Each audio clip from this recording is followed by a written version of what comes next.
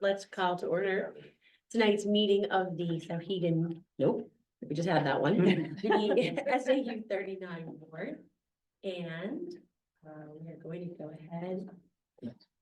6:01. Yeah, yes, it is 6:02 on mine. We'll begin this evening with public comment 1 of 2. Do we do that before? Or after public comment? Hang on, friends. We're gonna affirm the agenda first. Sorry, Dan. And so that is my error. I put that at beneath the. Doing great. Okay.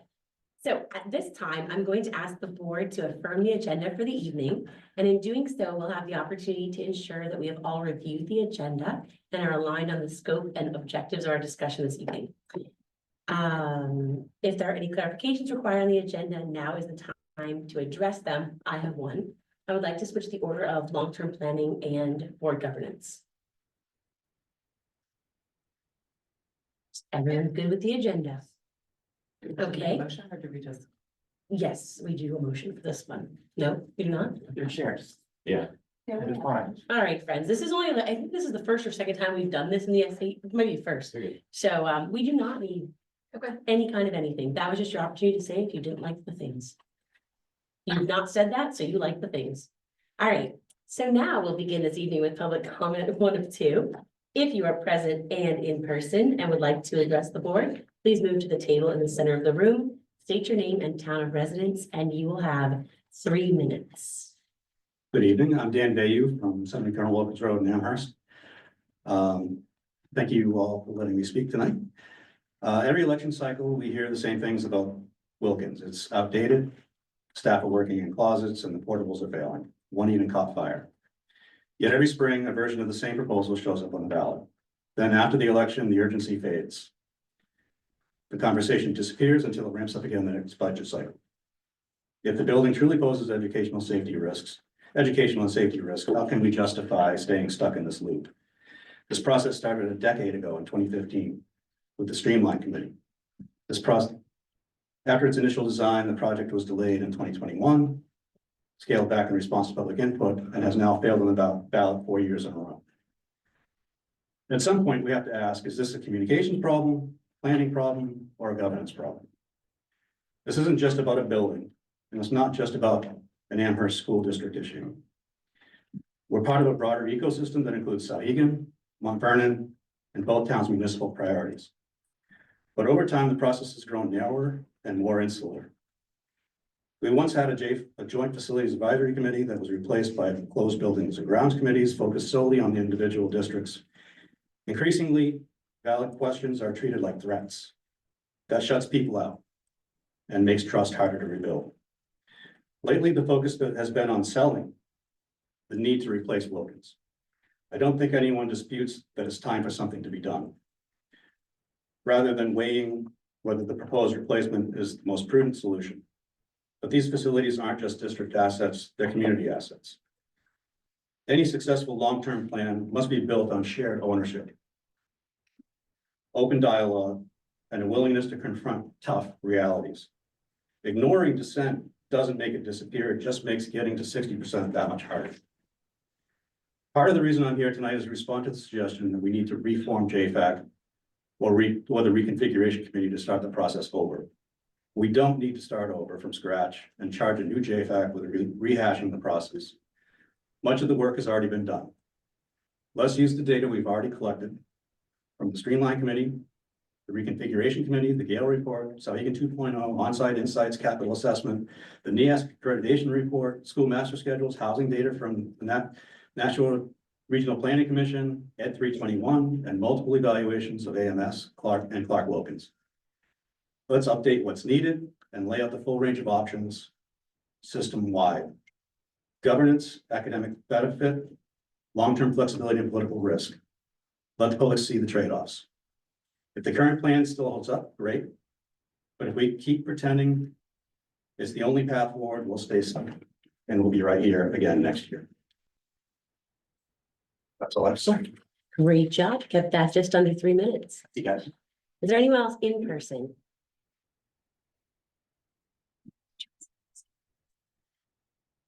Thank you. Michael Almeida at McAfee Farm Road, Amherst. We're here again, discussing school facilities because as Jim Manning pointed out previously, it feels like Groundhog Day. Proposal to address the Wilkins School has now failed at the ballot box 4 times. This pattern reveals that we need to look beyond the current plan and explore alternatives. It's time to break the cycle and solve the problem.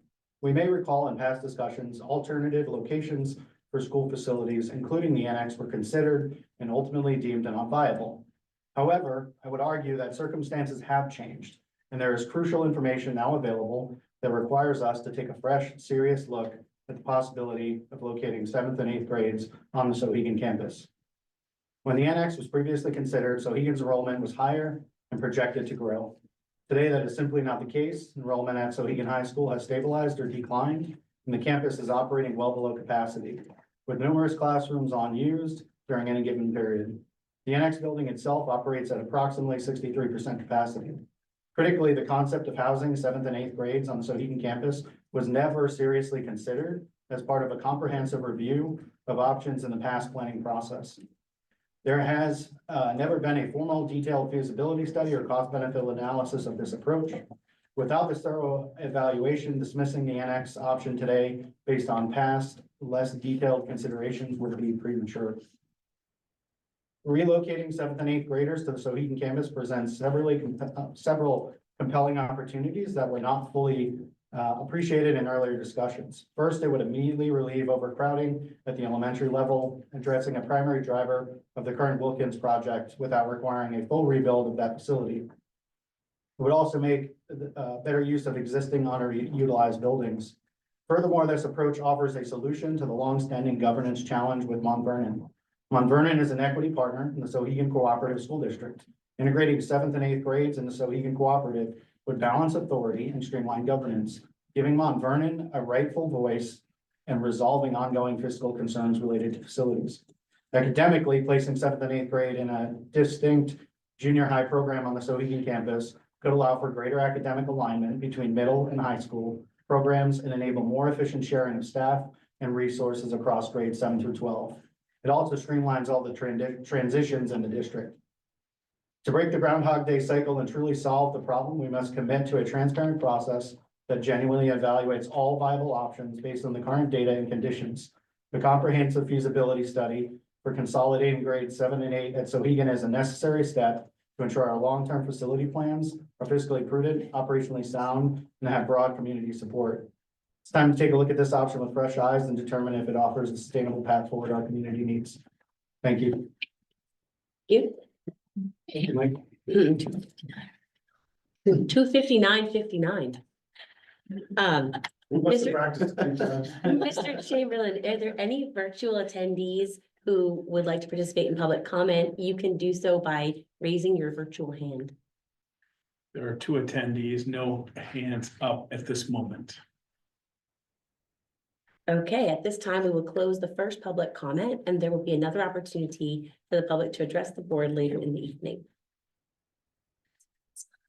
I now have something that is not on the agenda, and that is we would like to, Mr. Barry's okay. It is that we would like to take a moment, this body and thank Dr. Chamberlain for the work that he's done in our district over the past 4 years that have felt like 4 lifetimes. And I think those of you who have sat on this board for some time understand the value of the work that he has done. And so we have a little something, because we heard from your people how much you love this. Ms. Bosquen? Oh, here's some things. Wow. This is serious. Oh, this is perfect. So it's Twizzlers, Diet Dr. 2 Twizzlers, Diet Dr. Pepper and Bugles. That's the ride home. Ride home. Stay ride home. And a little something to remember us by. Oh, I love this. Thank you so much. I love it. It's an original, there's only one, Oh, I love and you'll it. know the artist. Oh, my gosh. I love it. It is me. Oh, thank you all. It has been an honor and a pleasure to hang out with you all. With that. So Awesome. anyway. Thank you very much. Oh, thank you. It truly has been an honor to serve with these wonderful communities. So thank you.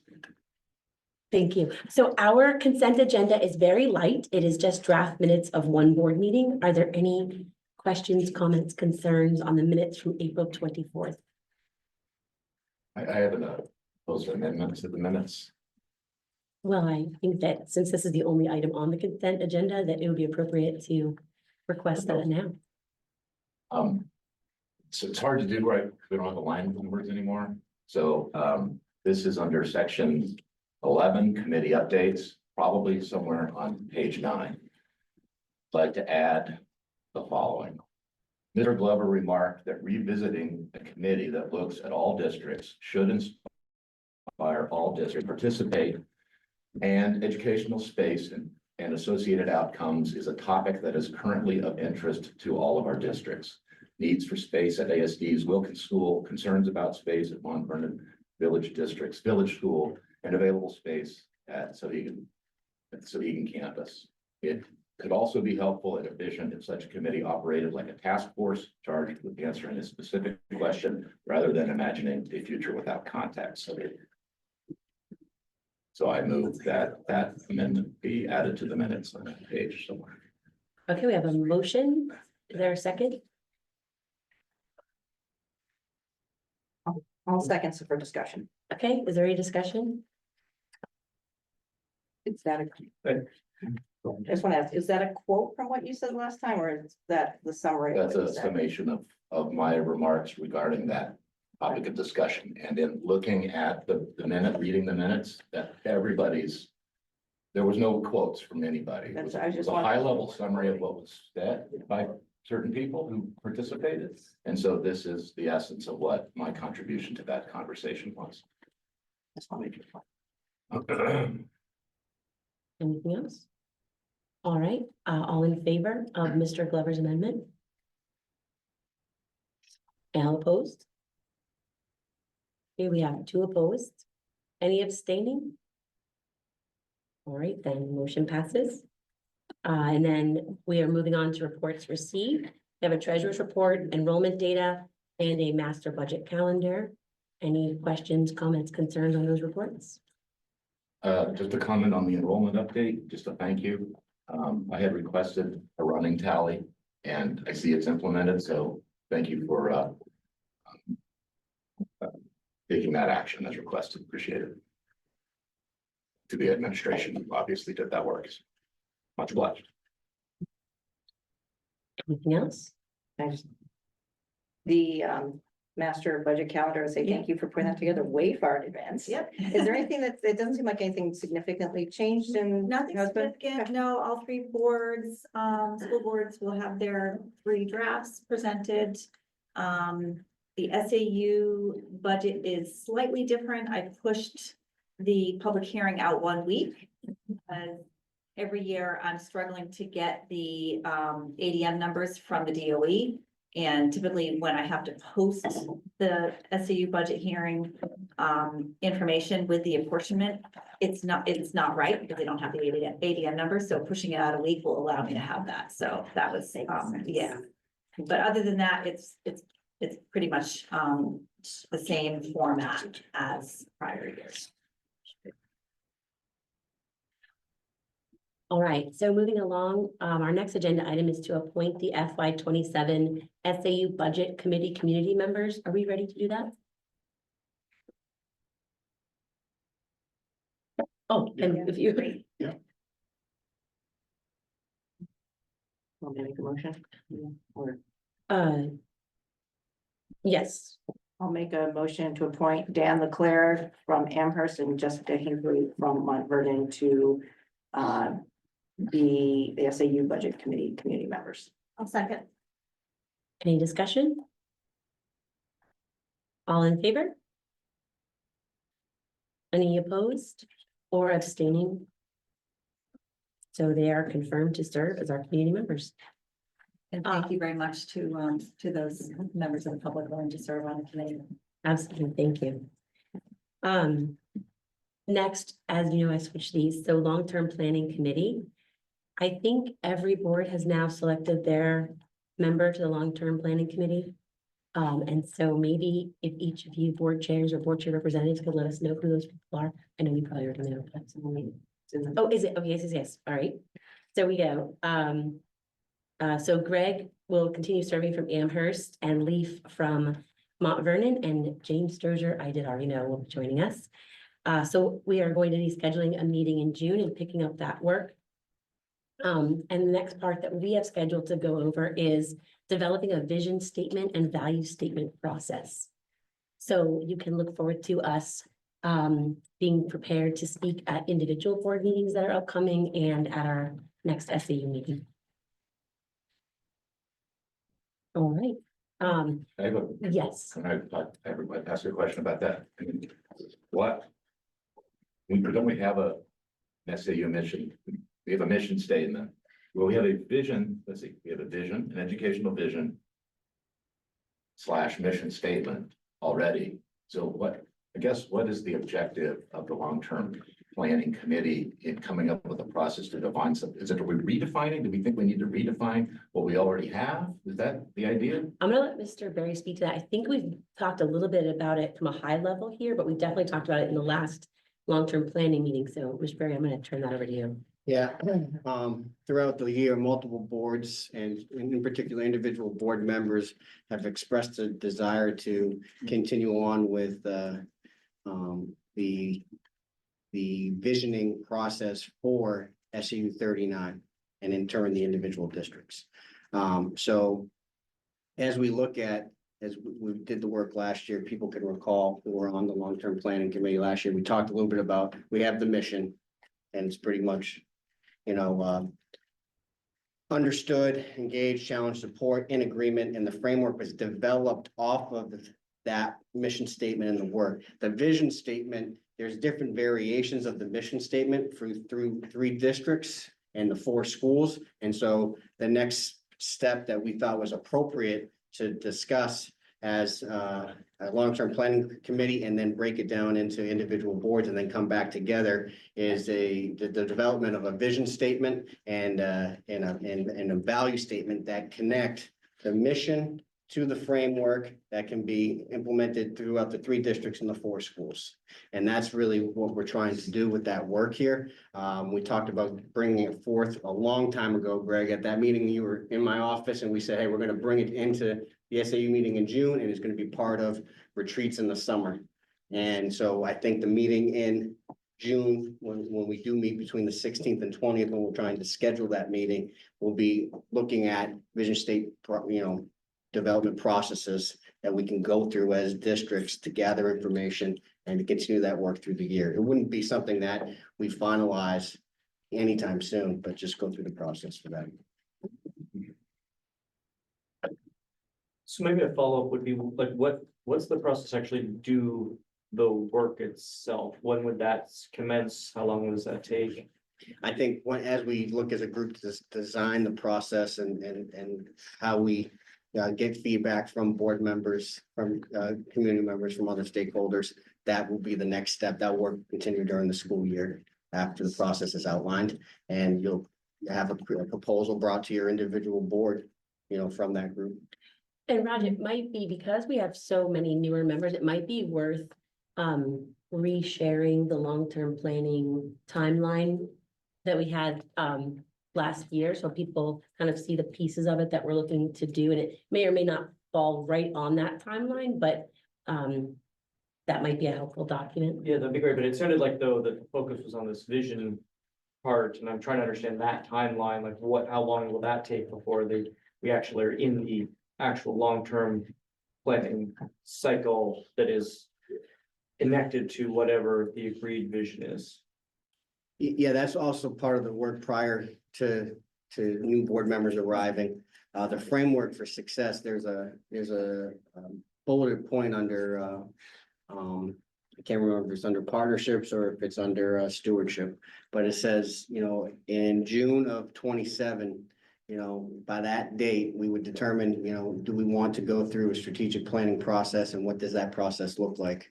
The idea of the framework for success, if people can remember, is basically an operational plan between going from when, you know, I came on as superintendent, allowing us to work on what we think is the real issues to get ourselves to the floor of and a body of work and data to tell us like where we are at. And the framework has been kind of vetted through teachers, through parents, through boards. And then what we also want to do is be a bit more united in the mission statement to the framework. And we think the vision statement there will help us do that. But the long-term planning is going to take place at a later date. We put in there that we would do the work up to that point and then determine what does that look like for SAU 39. But as we know in education, the work needs to continue. You have to have a purpose, you have to have a plan. The framework does that for us. It's very consumable. People do understand it. They connect their individual goals to it, to their administrative goals, to their school goals. Last year boards had their goals connected, the SAU connected to it. We just want to have a vision statement that can be as consumable as the mission, engage, challenge, and support, and then the operation kind of planning on a daily basis in the framework. And right now we don't have that. And so that's kind of why we were looking at to do that. Yep. In response, let me start off by saying, how do I say this? So the framework for success, I think if you look at normative management theory, right? The framework success is an operational excellence exercise. It's taking what you're currently doing, which is providing public education the way we've always known it, and you're making it better. Operational excellence, OpEx. Vision statements tend to come into play when a body, like a board like this, or a hospital board, or a corporate board, or whatever, recognizes that on the horizon, there needs to be a healthy sense of urgency because you have things coming at you that you're not prepared for. So whether we as a board recognize that or not, we're in that place. We're in that place. You've got an aging population where people don't want to pay property taxes. You've got a voucher system that's out there. You've got school choice that's emerging. You're gonna have public school choice pretty soon. You've got parents who are going to be able to choose multiple modalities in terms of how they're going to get education. You've got a lot of things going on. When you have that situation and the solution for that in the future is unknown, then you have to enter into a change management process. And there are normative management frameworks that you can step into. There's like research out of Harvard with Cotter. There's other things in the way you can approach that. The first thing you do is you define what are those bullet points of urgency that we're worried about. So I've listed a few of them already. But the one thing that the research says is that you cannot go into the community as a board or as a body or whatever and talk about those things without having a vision to package that and communicate that to the community. Yeah, I don't care what research you look, I don't care, you can look at practical things, like the things that they did at GE, which people can debate about. You can look at what they did at Google. You can look at the public sphere. You can look at the public sector sphere. You can look at hospitals. You can look at doesn't matter what you look at. There's a process that we know how you attack this in order to handle things where there's question marks out in the future. And one of those things is having a vision for where you want to drive the bus. I've used that expression, I don't even know like how long. I feel like it's just drive the bus. We're going to drive the bus, drive the bus, drive the bus. And we never get anywhere, but we never get anywhere because we don't go through the normative management process in order to get there. That's just the vernacular that I use to describe it. And I think that's what Mike is talking about. Jim, I'm just asking for the timeline. That's all I was asking. I understand change management. So I apologize that. I'm not just answering for you, Yeah, Rod. yeah, I mean, I'm saying yeah, for a larger, yeah, I'm because just we have Dan asking- come here I'm tonight and asking give a timeline for the spiel vision. about it. And then when we will start kicking off the follow-up from the vision. That's all I was asking for, was that timeline. So I have an understanding of it. I understand long-term planning, that part of, I just want to know when we will wrap up, call it phase one, vision work. and then we'll move on to phase two. And that's So- terrific, but there's probably people that are listening that don't. And So, we had a public speaker tonight that came and talked about what this board is gonna be all about. And I think that he's saying, hey, there's some connectivity between the boards. So I think as a board, we need to be pretty much open. We need to be open and declarative about that. And we haven't been, so in my just view. to answer your question, the best I know, having sat on that committee for a bit, is that visioning is almost ending up being phase two. Phase one is sort of like, what do we have right now? And kind of putting that all down. Now visioning to make sure that what we have is driven by one cohesive goal. And for timeline, I would love it if we were well before June of next year. So I think part of the conversation we're going to have in that June 16th week is exactly what you said, to set the timeline and communicate it back to the boards. If that answers your question. That's fine, thank you. Okay, is there anything else on long-term planning? Okay, I've been made aware that although we voted on the amendment to the minutes, we did not ever vote on the minutes. Confirm that with our minute taker. So I'd like to entertain a motion that we accept the minutes from April As 24th amended. as amended. I'll make that motion. Thank you, Shannon. I'll second. Thank you. Any discussion on the minutes? All right, yes, Nope, voting yes. okay, all in favor? Nope. Opposed? We have one opposed and abstaining. Okay, thank you so much. And with that, we'll move into agenda item 6, board governance.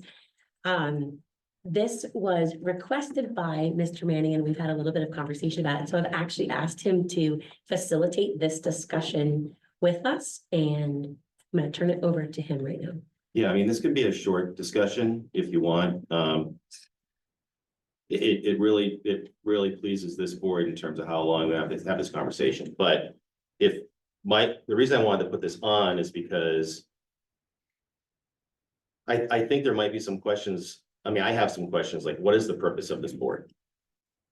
So we have other boards. You have the Amherst board, you got the Sauhegan board, you got the Mount Vernon board. What's the purpose of this board? So we have a policy that says what the purpose of this board is. It comes from the state, and it basically says that when you have an SAU with multiple boards, you come together, they want us to come together at least twice a year, once in the fall, once in the spring, to talk about how we're gonna do certain things, like, do we want to keep the superintendent, do we want to extend the contract? What are we gonna pay people in the SAU office? You know, basic nuts and bolts type things. The other feature of this that's not spelled out as clearly is what do you do when you have 3 boards that have different schools or in different towns, and you're trying to thread the needle on things where there's common interest among those 3 boards? So we probably have that situation now, right? Dan expressed some of those comments tonight. We've heard it in the community. And the reason is because it's not an easy thing. I mean, there's 17 board members here. They're on 3 boards. So this is the only place that we can really come together in a public way to say, what are the things happening in Mount Vernon? What are the things happening in Amherst? What are the things happening in Sauhegan? Where there's things that are going to impact the other boards, whether we like them or not. They'll all migrate through this system. So that's the other area where a board like this can come together and have those discussions. The question that I wanted to pose to the board tonight is that, you know, what do we think over the course of the next year, the scope of this board, what should the scope of this board be? Is it going to be a board where we want to go to meet twice a year and do the nuts and bolts stuff because the things that we have going on in our own districts are so important?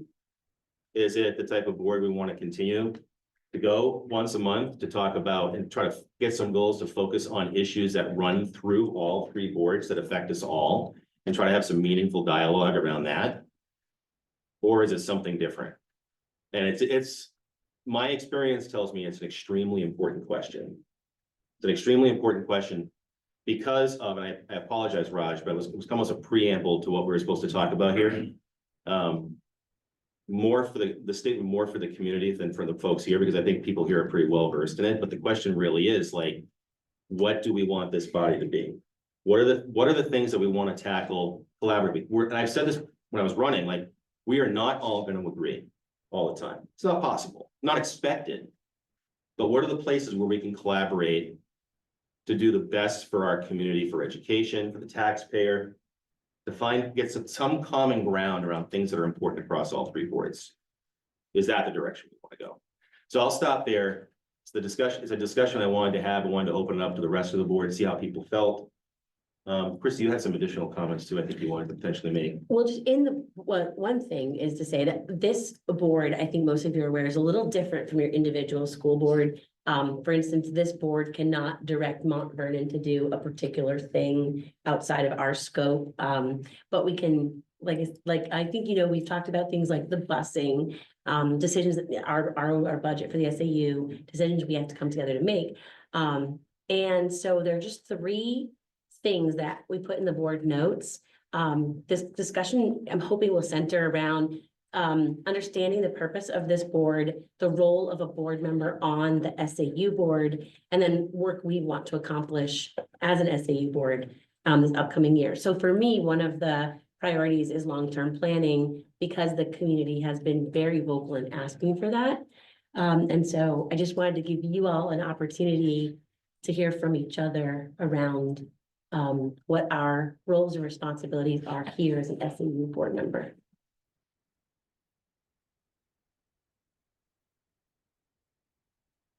Okay, I'll start. Okay, It's okay. I appreciate us meeting on a regular basis here to hear each other out, even if sometimes it's not so smooth. It purports us all an opportunity to make progress on these various things. And I, look at these very separated things in our agenda, like, to me, in my mind, when we're talking about long-term planning committee, but then facilities overview, to me, that's one thing. Our facilities are a part of our strategic vision. You build a new school, then radically change. That's a strategic decision. That's a tactical move that has strategic implications. In the past, that was never discussed here how does that affect the entire SAU? That would be an improvement on where we've been. Decisions that our constituent boards make have ramifications that could affect the rest of us. So that would be nice to explore here. And instead of separating all of these little pieces, they all fit, they all work into the operational plan. So maybe I don't know really what the committee is. I don't know why we need multiple committees to do little parts of what is ostensibly the same thing. Some days it may require a facilities component. Some day it may require a harmonization of curriculum component. We don't know exactly what the threats that we're going to face. So, and then I would say on the other side, when we even take votes, I like what Mr. Fritz did, Dr. Fritz, pardon me. To start to take straw poll. I mean, this is the place to do that because weighted voting and emotions really are four things we do: hire and fire a superintendent, appoint SAU employees that are nominated by the superintendent, fix their salaries, and set a budget. Those are really the only four decisions we make as a board. Everything else is trying to understand each other, trying to listen and hear each other out so that we can make informed decisions at our constituent board levels. That's the way I feel. So the same policy committee, what the recommendations are, it's a guidepost, it's helpful, it's efficient.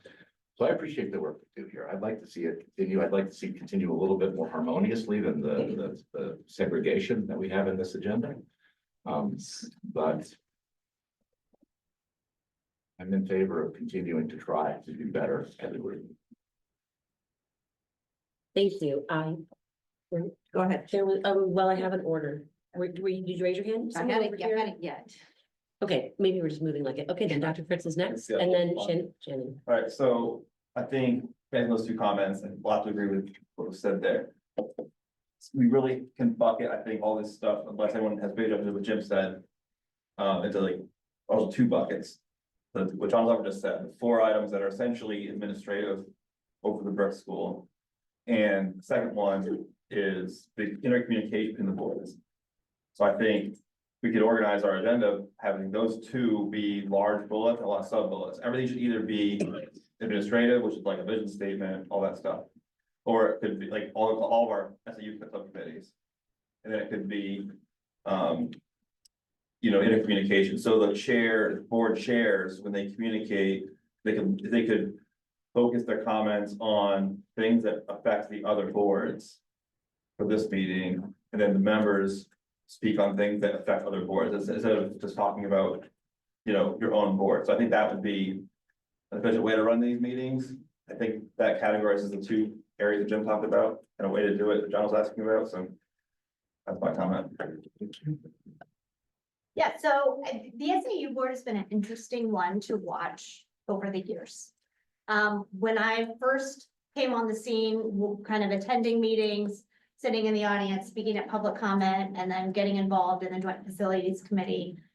The SAU board was high functioning and really collaborative. At the time, the SAU board was very focused on acting as one, right? This is coming at the tail end of the reconfiguration committee work, where, it landed with, we're not reconfiguring right now, that's not possible. However, we're going to do our best to act as one for the benefit of our communities and our students. That was the spirit of that.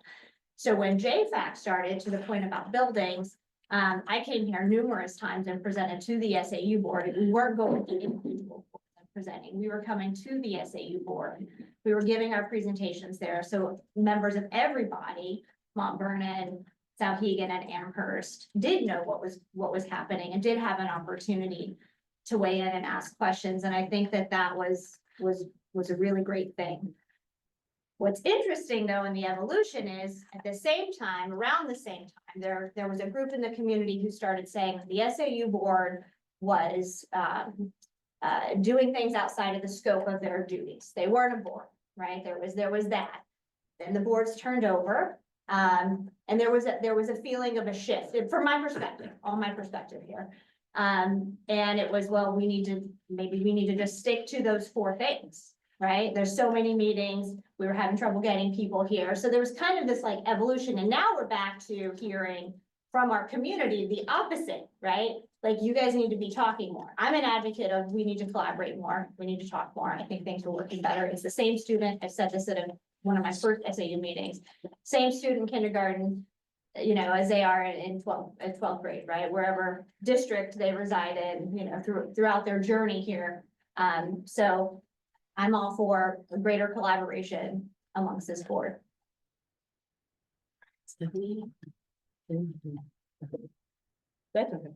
So, I hear what you're saying. I think where I land on a lot of things is like SAU board is a group that should be discussing like coordination of different projects, not necessarily having to sit and listen to every project that happens in every district, but a coordination to make sure that we're impacting our towns in an appropriate way. So I think it is the long-term planning is going to impact how we work, how we have our students go through an entire school system. I think that's an important coordination issue. Facilities planning could be a coordination issue. The idea of JFAC, I look at as a coordination, like they should meet and discuss how we're going to time out projects. That's the way I look at things that we should be discussing at that level, not down at a low level unless it's needed like long-term planning, because that is, I think it's going to be a balance. It's not a black or white answer of high level or low level, but certain things are going to require more. And other things would be like, hey, this is what's going on. We have a JFAC group that's talked about timing. Here's what it looks like. Okay, we're moving on. Other things go down to the boards. I think it's going to be a tricky balance. It really is.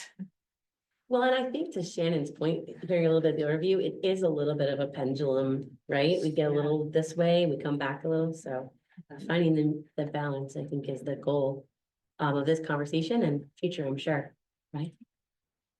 So I definitely agree with what I'm hearing, and as far as Ms. Grund and Ms. Gascoigne said, like the collaborative piece and making sure we have a long-term timeline.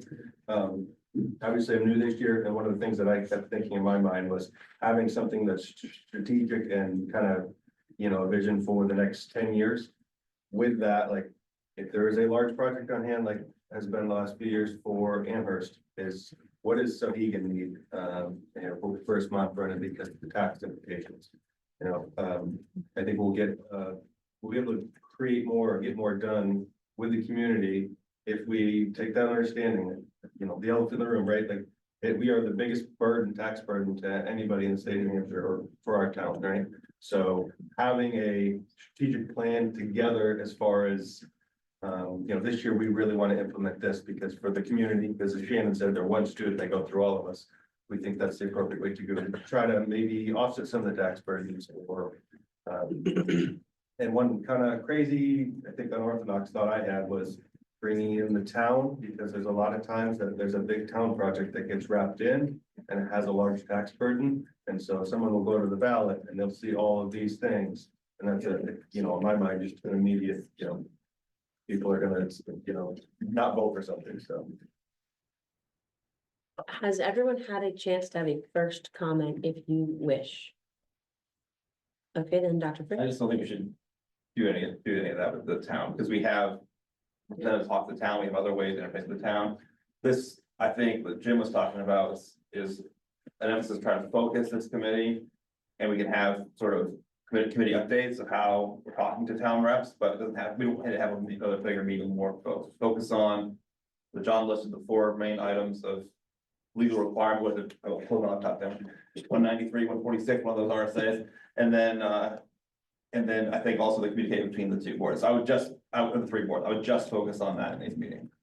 Can I clarify? Mhm. So to answer one of your statements, Brian, we actually do have a coordination with the town. The CIP committee, Amherst sits down with the town of Amherst. And Mr. O'Keefe, can you remind me, have you sat down or someone sitting down with Mount Vernon at all, kind of coordinating? Well, at a it high level? currently doesn't have a CIP. Doesn't have, I can't remember if you were I'm just with the aware. liaison, Yes, but there is a formal process that Amherst actually sits with people from the Amherst board and Sohegan board, working with the town. So that does happen. discuss when we're making warrant articles and It those things are starts in considered. the fall, and they sit down to whole coordination of all the different projects, and even look at the tax impact out for like 20 years. So, if I may, I've got 2 questions, and I'll put you on the spot, Christine, but as chair, what's your vision of this board and what do you want to say? Because I think that's important before I comment, and I'm gonna ask Mike the same question.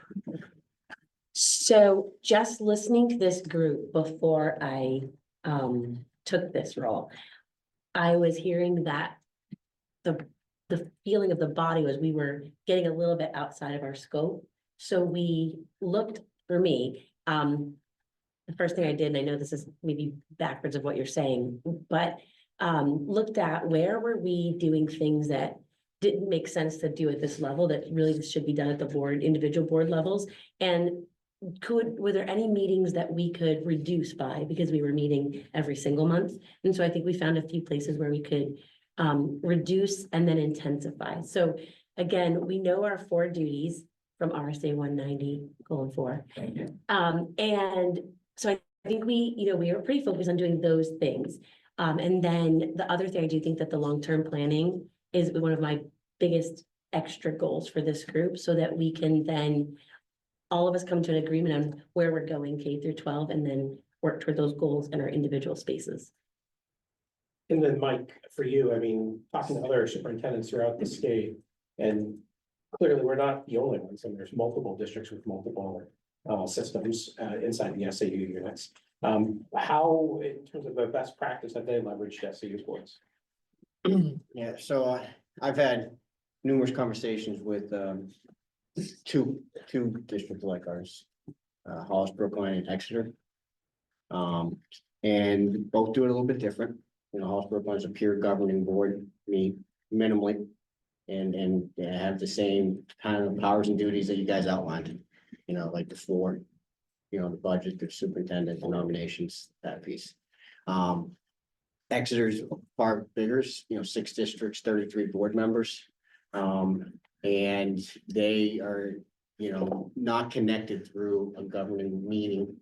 They have it, but they don't do their individual work through that. So they're a bit more fragmented, so not easily compared. But as I look at people and I figure like what would work for where we are at with what we have in policy and what we have in RSA, that's where I put my head. I think the 4 would be, basically the floor of what you need to do, and finding a mechanism at this meeting for boards to be able to communicate what they're working on as it connects to the other boards is really important. There is a strong desire for long-term planning, and, you know, as a student of SU 39, I can't find where it went well ever. You know, so that tells me like I'm not going to use the evidence from previous years. So then trying to do research and having multiple conversations with multiple board members and multiple strategic planning, like as people recall, like we did get into, you know, me looking into what that would look like on one occasion. I shared that out with people, you know, again tonight. But as I vision is, you know, I want this board to help people communicate what they're working on as it connects to the overall direction. And I see the only other thing right now would be some long-term planning and getting the facility groups to kind of speak together, you know, here. And then at the end of the day, as the only employee of the 3 districts, you know, I was telling people earlier today, as the superintendent, you hire the superintendent to do the work. And I think the work needs to be funneled through the SAU. So when I look at your board goals as individual districts, I look at the mission, I look at the framework, the people carrying out the work is the superintendent and the SAU office in partnership with building administrators, provided oversight by the boards. And I would like the authority to be able to connect the 3 districts at these meetings through the agenda to get people talking on bigger topics such as facilities and longer term planning. We can continue with the curriculum and the personnel stuff at the district levels, but the bigger topics like long-term planning and facilities, if there's a mechanism through this board to do that work via the SAU, I think that would be beneficial. I'm not sure if that's outside the bounds of like how the SAU 39 governing, you know, board was put together, but I see that's where we're at this moment in time. I'm not sure if that answers your question completely. Basically, I want to do the work. Yeah. And I want it to go through me, and I want to have the autonomy to do it in partnership with the board chairs, but work with the other board members. That's kind of how I see it. If I may be so bold, one of the great things about this particular body is that you literally have all 3 of the governing bodies of this district together in one room. I forgot to mention something to you. I didn't know about caucus until you said it. Yep. Now I'm very interested in caucus. Yes. And so I'm glad you're bringing that up because I do feel like it has a mechanism here to do that. So It does. I appreciate that. And so when we take a look at what this body could become versus what statutory it's allowed. This body voted at a meeting in 2018 to act as one, right? And we implemented that strategy exactly like Ms. Gascoigne had indicated to say, hey, the big thing should be brought before this body, so they're not repeated 3 different times by the staff of the SAU. And that could be audit presentations. There's no reason for that person to come in to 3 different meetings and then come to a 4th. Why not just do one presentation and allow each individual body to go ahead and digest it and then actually put it into a consent agenda? Curriculum structure and mapping across all 3 districts. Hey, we're rolling out a new math curriculum program, K through 12. Let's have a presentation at the SAU board meeting. Let's go ahead and actually talk about nutrition, right? What's going on with our lunch program? What's in arrears? What's not? Do that type of presentation at the SAU board. And it was very successful and it allowed everybody to be on the same page.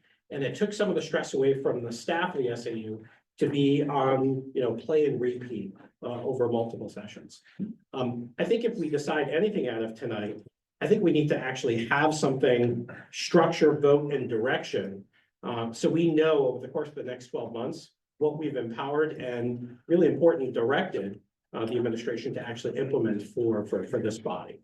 And the reason being is because without that, we just sort of take this conversation and go, oh yeah, we talked about this, a little bit about that. Nothing will ever happen, right?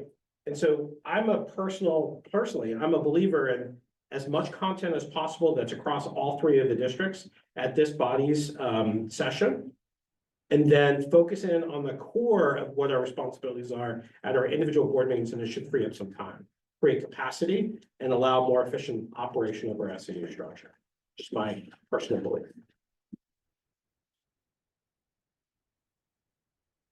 Yes. Yeah, I think maybe an add-on to that, like for me is. The connection points between the three districts should be really, really clear. That if we're talking curriculum, right, we're thinking about math, the high school. We should have be really, really clear on where we're starting at the high school. And where the middle school is ending, and making sure that those line up. And if there's gonna be a change there, like, here's our agreement, right now, this is what you're doing, this is what we're picking up at. Like that's really clear. And if somebody wants to make a change, that has to be done. It cannot be done in a vacuum. And so I don't know that it's necessarily at the board, like for a board level versus at a school level that those decisions are being made. But as an oversight body, I think we have to make sure that it's done connected to each district. So that's really, really clear. Here's where we're at. And if we want to move those handshakes, we move them together, but it's never, ever done in isolation. And similar to the buildings, right?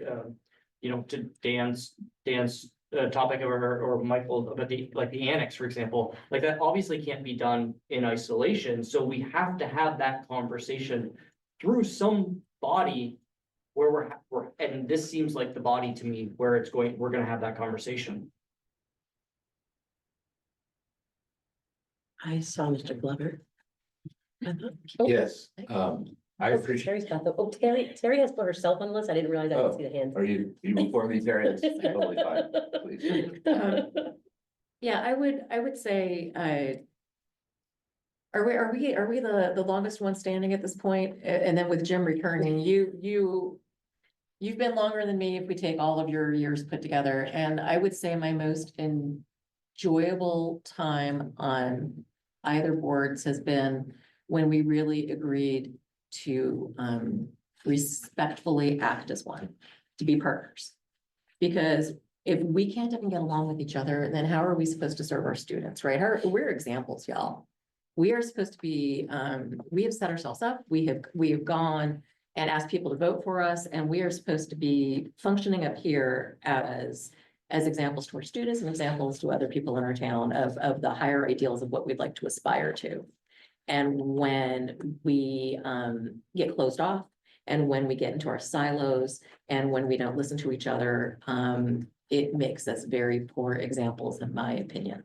And it makes it really a bummer to show up and try to do this work, because we cannot effectively serve our students or serve our town if we're not listening to each other and if we're not cooperating with each other. It's just impossible, quite honestly. And so we can get some things done. We can do things individually. We can go back in our corners and go, well, you do whatever you want to do. You do what you, we're just going to come over here and focus on our stuff. But it's not effective. It's not efficient, and it's just not fun. And so most of what we do is not going to be overly joyful. It could be very procedural. It could be very time consuming. People just have no idea how much time and effort goes into all that, as an active board member that you do, all the committees you serve on, all the meetings that you're on. But when you actually make progress, it doesn't feel horrible, because you are making progress and you are moving forward, and you are, you're actually doing good. I feel like we've been spinning, and we've been reacting, and we've been doing things that just don't serve us, and they don't serve our students, and they don't serve our town as well as they should. So if we could agree that we expect that everybody has the best intentions, even when we disagree, because again, we're not always we shouldn't all have the same idea on everything. That would be ill-serving, because we all have different experiences, we all have different expertise, we all have different things we bring to the table, but we have to assume the best of each other. And if we don't start from that, then what are we even doing here? Okay, thank you. And Mr. Glover? Yeah, I like echo a lot of what was said, Stephen. I appreciate what you said in particular, and yes, Terry, I agree with you. being able to speak, being able to participate, and it's also response to you, I mean, and it's on the agenda item, when I think about the role of a board member, it's essential to be able to be an effective board member. A board member has to have access to information, relevant information early and often as the board chairs, as often as the leadership, so that we can contemplate and think about what our questions are. Imagine the future. How can I make a contribution to this problem solving? What's my brainstorm contribution if I so want to participate? That is something that's missing right now. And so Egan has its policy, its constitution, its policy, CE, which offers an excellent framework for this type of participation. It actually requires, before decisions are made, that the stakeholder groups, that their ideas are solicited and considered and put into the milieu of brainstorming and figure out what people are thinking well in advance of decisions are made. Those are what inform decision making. That's something that I think everyone should read and appreciate that spirit. And if we could adopt that type of ability to participate with the sharing of information that's necessarily required for that type of participation, then I think we go a long way in being prepared for meetings, raising questions, maybe between meetings, and getting some stuff out of the way and reaching a point where we could have a robust debate with robust information and come to our decision-making points much quicker than we currently do. So the role of a board member, my response is absolutely more share the information and early and often and receive feedback from anyone who wants to participate in enough sufficient time for the feedback to be able to be considered in the proposal or the plans or the things that end up on our agenda for us to make motions and vote on whether we're going to adopt. To your point, what I was just going to say is, if there are things that you want on the agenda, certainly I think that all of us have the ability to request conversations. Ideally, you would do that at least a week before the meeting so that it could be included in the initial thinking toward the agenda. And that you would, maybe copy your board chair or send it through your board chair, either of those, but just so that we're not acting in a vacuum from our individual boards. Those are just my personal thoughts. I mean, a week would be nice, but we don't get the agenda a week in advance. We get it 2 days in advance. So if we, Hold on, Greg. No, you don't. You okay, get it a week before, the Thursday before. And then my rhythm of the week, we have 4 meetings most months, everybody. This is where I spend my time. So please understand the timeline of this. I meet with Monday, Tuesday, or Wednesday with the board chairs.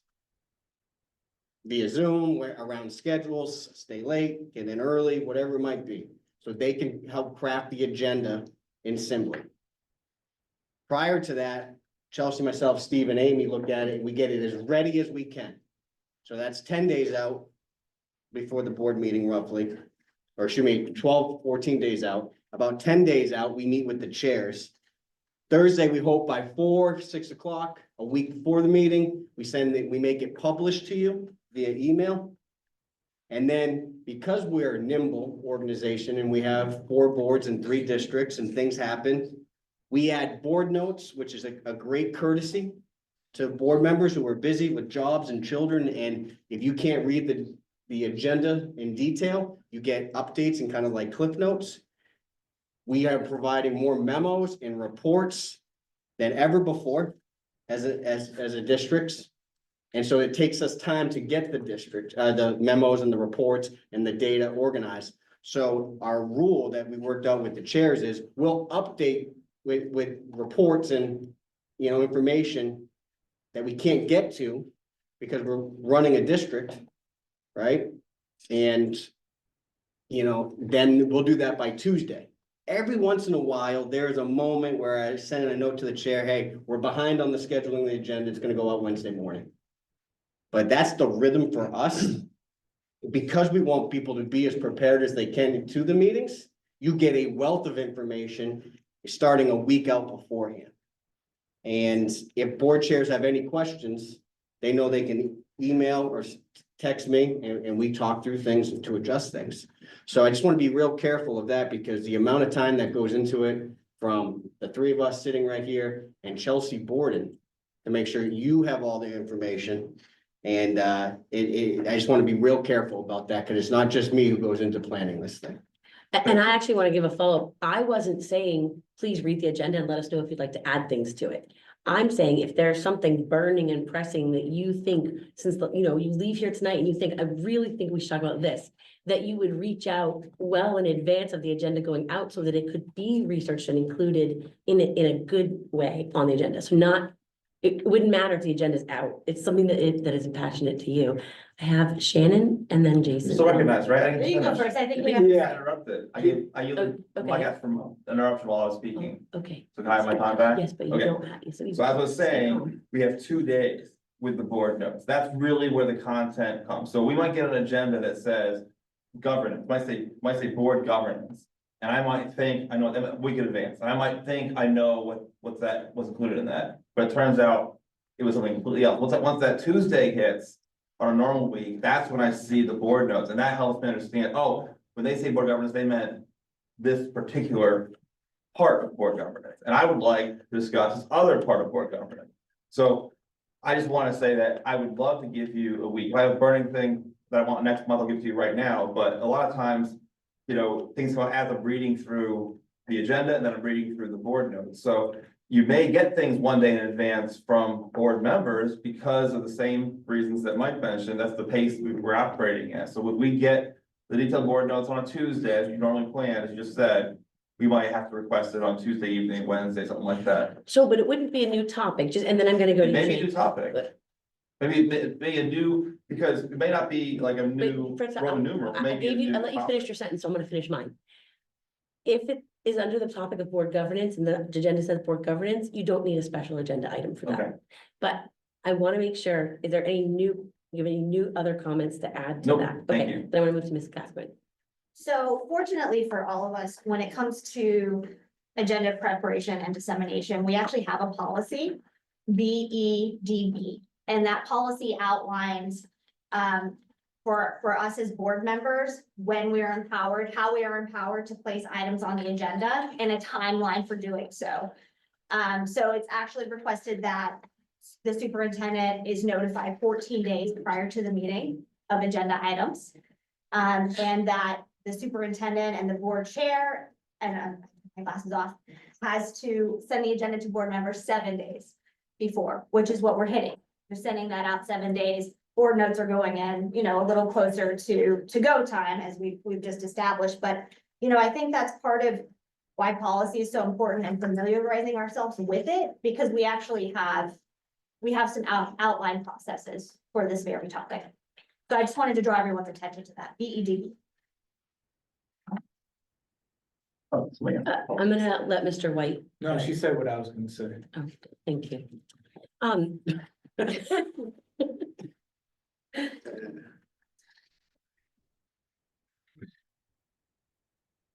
I think we've come to expect more than what our policy outlines. So we're putting out an agenda, and really what you see under the word agenda is all that's required. I think we need to get into the framework of mind of thinking of the other things. Now, obviously, if the agenda says minutes, we do need the minutes, right? But some of these extra additions, those are courtesies to us so that we're better prepared and we can really grab on and have the conversations. But I want to make sure that we understand that pretty consistently, as long as I've been paying attention, this little column on the left here of Assembly, if you're watching at home, is out the 7 days in advance.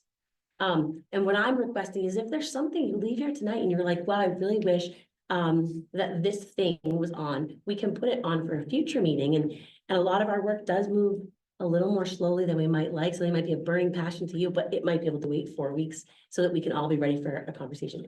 Just a little thing I'm throwing out there for that. And we've moved so far out of the topic that hopefully Mr. Manning will bring. I'll just bring it back, which is, I think the discussion's been good. I've captured a lot of notes that I think are meaningful for me. I can share them with you, Madam Chairperson, when we're done, if you want. I will say on Shannon's topic originally, or recently, your comment about your history of serving on the SAU board, right? my sense was when I left in 2020, this was a super high functioning SAU board. I think Terry, you were probably on it at the time on Amherst. Super high functioning. Don't get me wrong. I was really, really frustrated at the end because this could be a really frustrating experience being on board for a long time. Real fault of anybody's but my own, really. But what made it high functioning, I feel, was that we walked into the SAU board knowing that we had four main priorities, right? Mostly it was what you articulated, John, right? But we also felt a strong sense that we have to work with the superintendent because that's our chief executive, right? And that our job is to empower the chief executive to manage the nuts and bolts of the district the best they can. Our job is to provide some guidance around that. And the way we best provide guidance is, as a board, for us to try, and I think this happened at the time, you tell me, I think you were on at the time, no, you weren't on the board at the time, but I know Terry different, was that, and Amy, you probably remember, we would talk and say, what's important to Mount Vernon, what's important to Amherst, what's important to SAU, what is the big fish? Sometimes the big fish was budgets. And so we would say, oh, maybe Mount Vernon is gonna have a 7% budget increase. That's just an example. And we would say, okay, well, maybe Sauhegan and Amherst have to take it back, dial it back a little bit. Or Sauhegan's gonna have a big budget increase and Amherst has to dial it back a bit. So it's because budget is like one of those big fish, right? Others was curriculum, because at the time, we were like, I'm amazed we're still talking about math. We've been talking about math since 2011 when I first got on the Amherst School Board. The conversation has always been, how is math progressing from Wilkins to AMS to Sauhegan? It's like an ongoing, never-ending discussion that won't die.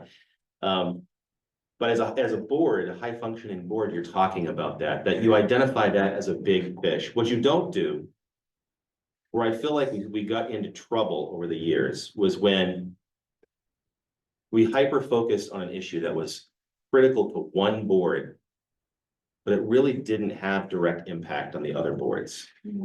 We really drove our car into a ditch. Mike talks about long-term planning hasn't worked. There's all sorts of reasons why I think that happened, but one of the things in terms of planning and coordination, I feel that I've observed going back to those days is that we would hyper-focus on those things. So I don't know, I would just recommend, it's just my opinion, that I think some of the scope we talked about tonight is good. Greg, you said administrative, one category, inter-board communication or collaboration, if you want to call it coordination, and the other, however you want to use, whatever vernacular you want to use, is good to bucket in those things. But if we're going to do a little bit more around that coordination, we have to allow the chairs and the superintendent to identify the big fish and then bring it back to us. So then we can discuss it and vet it. I found that when the board was extremely high functioning, we all had like the trust that was going to happen. And the one sense I have, and I could be wrong, but the one sense I have since I've been back for a very short period of time, this will be the last thing I say, in over just 2 months, I don't quite feel like the trust and the harmony there right now, like I don't feel it. That just could be me. But everybody on this board, like every single one of the 17 members, is a great person. Like we can definitely get there. It just has to be a commitment to do it. So that's all I'll say. And at some point, we need to kind of figure out where we're going to land on this and maybe make a motion to direct the superintendent or not. Well, I was just coming back to Mr. O'Keefe to see if you. Cause you already know I typed it.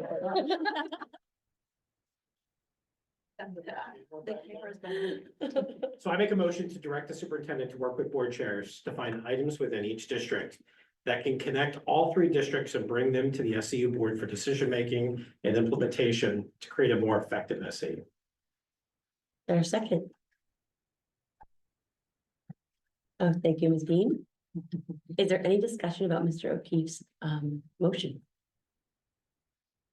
Yes, Mr. White. So I just, maybe a point of clarification, and that was about, the decision-making wording, so would that mean like, I just get a little hesitant.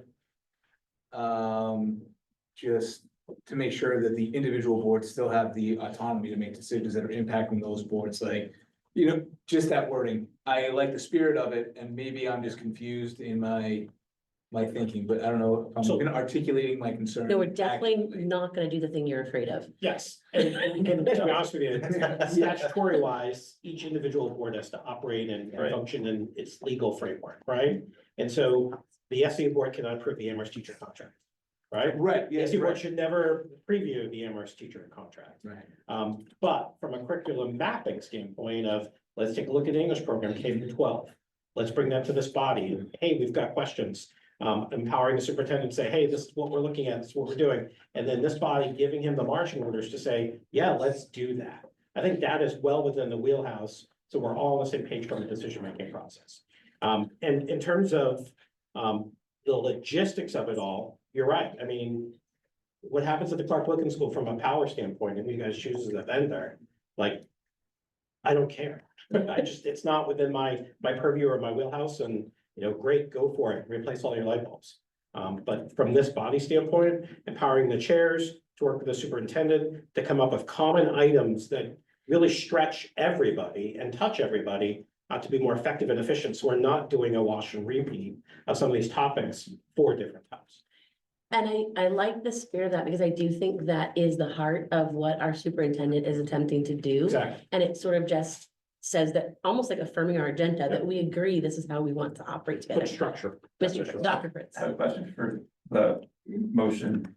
Whether it passes or not, isn't it the case that the superintendent already works with the board chairs to set the agenda for this meeting? Yeah. So this meeting is a meaningless motion? Yes. Actually, I would argue the opposite. It's not a meaningless motion because this body has made in the past by vote, a direction to act as one, right?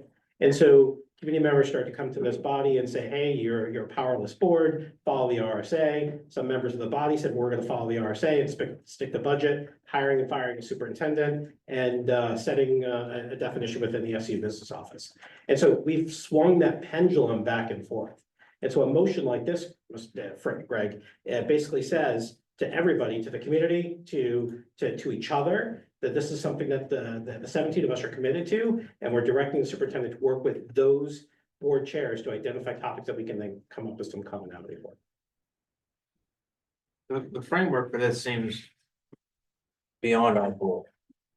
Right, like looking out into the future for the success for this community of boards, if I could use that term, for 2030 to get back into the framework for where it could be truly successful for in the buildings, that personnel, our students running through K through 12, this whole program, to really see what it looks like in the 21st century to educate a child, and how we do that specifically here at SAU 39.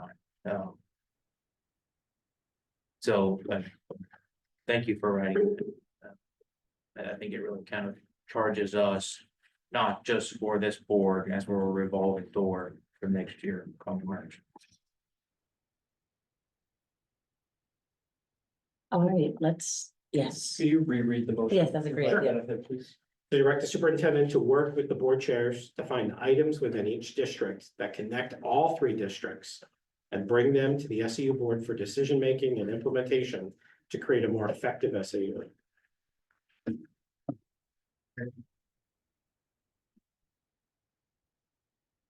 All right, all those in favor? We need to count for you. All right, 1, Ms. Grund, are you voting yes? Oh, 1, 2, 3, 4, 5, 6, 7, 8, 9, 10, 11, 12 in favor, opposed? Abstaining. 2 abstaining. All right, with that, I am going to move into a hopefully much quicker conversation, still in the same realm of whether or not it is the will of this body to hold a retreat that would not be held until August, after all of the boards have had their retreat work, with the disclaimer that if we're serious about having a retreat, we need to be serious about committing to attend the retreat, Because if we call that, we ask these people to save the time, we ask others to take off work or other things, and we don't have quorum and have to cancel said retreat. It isn't very nice. So with that, I would like to, if no one's interested, we can do nothing and move on. If anyone's interested, we can entertain a motion about a retreat for the purpose of discussion. I move we have an SAU board retreat I'll this year's this summer. Okay, and Shannon, Ms. Gaspar has seconded, and now it is open for discussion. The length of time Generally 2 to 3 hours, for a 3-day session. one day, 2 to One 3 day. hours, like an afternoon usually. With your, so my point of discussion would be, your alternatives would be that just like we do to set agendas, the board chairs could potentially meet and have an agenda setting conversation. Or we could do nothing at all, and I can meet with Superintendent Barry and whoever else he brings to have the same discussion. So you have options, you do not have to have a retreat. Yes, I can see value in, you know, coming out of our individual board retreats to then meet as an SAU body while it's still fresh to, you know, to the point of the motion that we just made, you know, to make sure that we're kind of all aware of and understanding the priorities for each district and how those priorities impact the SAU as a whole, right? And how we're working cohesively, you know, on behalf of our students with those priorities. So I think it's a good idea, and I would be all for it. I'm sort of curious about the order of operations, though. That if we meet as individual boards and then come together as the SAU board, decisions have already been made. Potentially, your own individual board decisions. yeah, but we've lost the strategic arc potentially for these big things about, we care about curriculum of math. I'll just use it. I'm not picking on math, people. It's an easy one to say. So we are then missing that arc of K through 12 math discussion, that then when we go to our individual boards, we say, here's what we think the strategic direction is for at the SAU level. What do we have to do at our district, our school board level to meet that strategic direction? Just for also just an added piece of information is that the request to have this conversation came a little bit after we had all scheduled retreats, and there really isn't time to schedule a full board retreat before we begin having our board retreats. So then at least I guess I would like it to be out in the ether that I've said that there may be Yes. advantage of reversing the order of operations for the summer of 2026, potentially. People may disagree, but I at least I would like to sort of offer that as a potential idea. Yeah, I think it's hard to probably get a quorum for the SAU wide retreat. We had one. I also think we could just have an SAU meeting and have the board chairs brief the group on what each board did at their retreat. I mean, I don't think we need an extra meeting. fair, totally fair. What? Not an extra meeting, in our September meeting, I we don't would have a have a retreat. report. Currently, we're not meeting. in Skip a August. July, August, whatever, and then have a September Yep. where the chairs brief this body on what each board did at their retreat. That's an option, yes. Whether you call it a retreat or not, in my mind, having a meeting at this level in August makes a hell of a lot of sense, because that is right before school starts. What work was done over the summer? How is it going to affect our next year? What data or metrics are we going to be gathering to look at the results of our efforts? Before everyone's back in the building, before it's the height of budget season. Once September happens, everything's rolling. It's the one pause before the chaos begins for us to say, what's happening? We all understand each other. We have questions, some things to look forward. It's a Zen moment, and we should try to take advantage of it. To have a meeting in August at a unusually convenient time, in my opinion. For that reason. That's very true. Okay, So I confused her. I do have a logistics question, if that's okay. okay, go ahead. If You we go and do then, plan this, does your office have the capacity to structure that in August with vacation times? and Yeah, time so away and- it's a small window, you know, we've been some planning out and I talked to Christy in anticipation of this. We would look at, for our purposes, the week of the 18th to the 21st, sometime in that August week, Monday through Thursday. It helps us, we have, as you know, a bunch of committee work and task force work that we're functioning.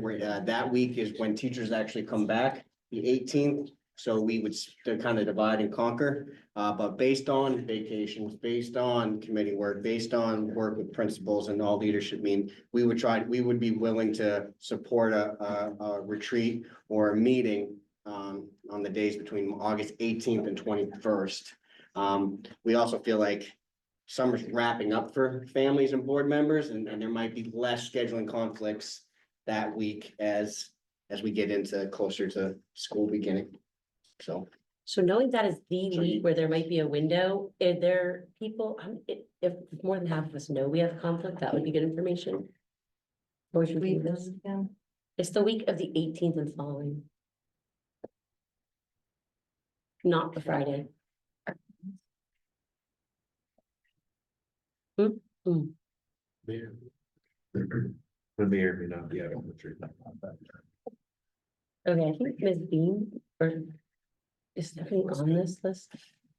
Stephen, sorry. Oh, so Steven, did we get to go again? Yeah, we did. Okay, so now it's Terry.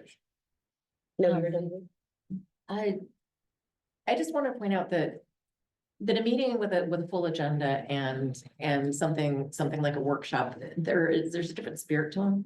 It's a different kind of meeting, and so I don't think that I think they have different values and they bring different things to the table. And I agree that having everyone talk about their individual priorities and then look for that commonality together would be, whether you do it the one way or the other, there's still value to it.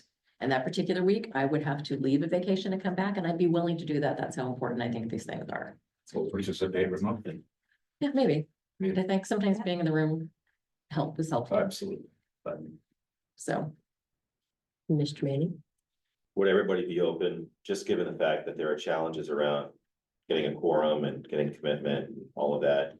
Would people be open to doing it like Saturday morning or something like that versus during the week when people are working?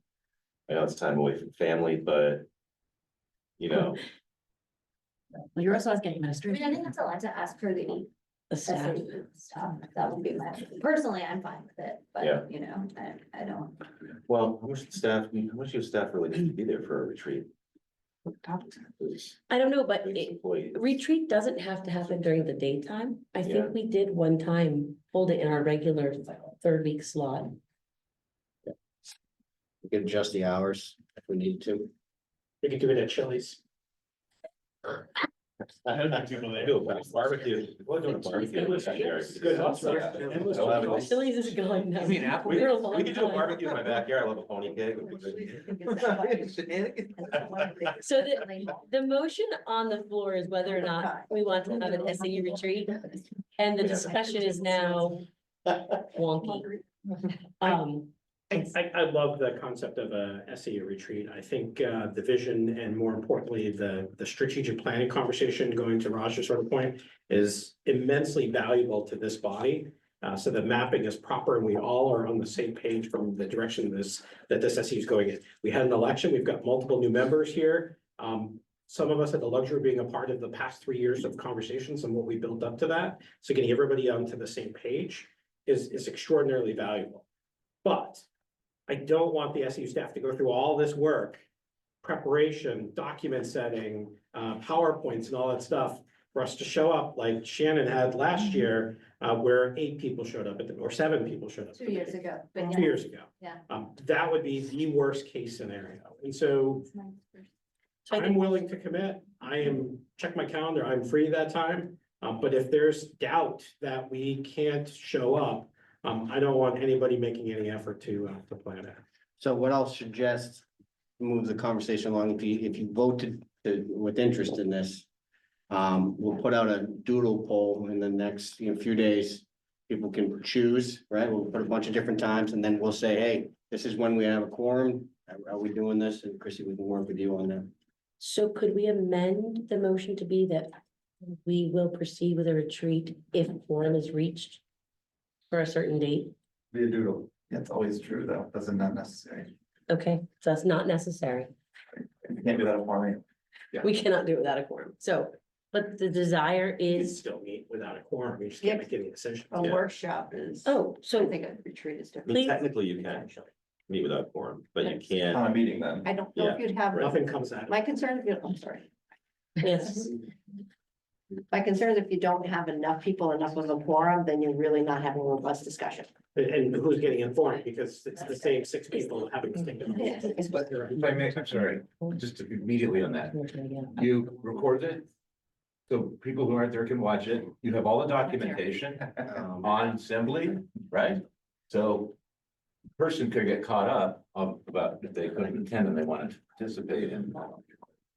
But you're not I part of the discussion, though. That's the whole thing, is like, for me, that retreat idea is a sharing of information and going and launching afterwards is giving your input at the time that you're having a discussion. I would rather have a forum. Agreed. Yeah. Agreed. I mean, I'm not. fighting that. okay, so we're gonna call the vote on Mr. Glover's motion. Mr. Glover, would you repeat your motion? I moved to have a SAU retreat style meeting in August 2025. All right, those in favor? 1, 2, 3, 4, 5, 6, 7, 8, 9, 10, 11, 12. Yes. Not in favor. 2. Any abstentions? Right, like I saw it. Okay. I feel, do we have 19? We're missing. Should be Well, we're 14 to missing 2. Pete, and then we don't have, Andrew's So it's 16 to obviously left, I guess. Andrew.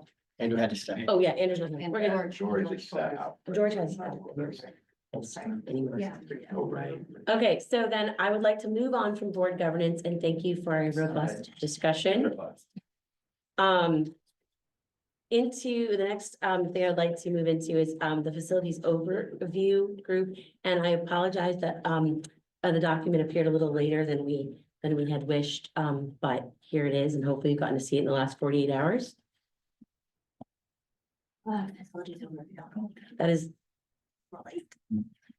I'll take responsibility for the slowdown there, because we wanted to have a little conversation before we threw it in.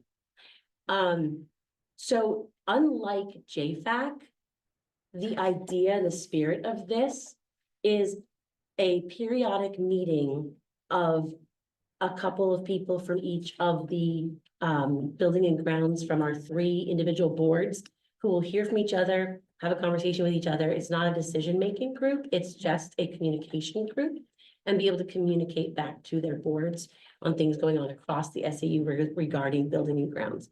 With that, I'm going to hand it back to Mr. Barry, who may give you some more in-depth vision there. Yeah, the intent of this was to find a mechanism for the buildings and grounds of each district to speak. There is, as I'm often reminded by Amy and Steve, substantial facility work and conversations happening in all 3 districts. So in order to not get bogged down in a JFAC per se, but to get into, you know, their bulleted point in the document was, you know, to help plan with timing and the scoping of the work and to be aware of what other people are doing. And then we can update this board, and then, you know, you can have a deeper conversation at your individual boards if it presents itself. And so trying to keep it, you know, pretty, you know, straightforward, trying to keep, you know, make sure that boards are involved and community members are involved of it, you know, whether it's the chairs or not, Tara, I know we suggested that at one point. This is the proposal. This is at the last meeting, the group asked me to come up with something. This is something that we're looking at. We talk often about facilities being a 20 and 30-year decision. Like I said, there's substantial work, and I think funneling it through the SAU and having the groups be able to speak to it would be wise. Question on the limits of that group, so particularly if the Amherst School Board had a facility plan for Wilkins and Amherst Middle School buildings.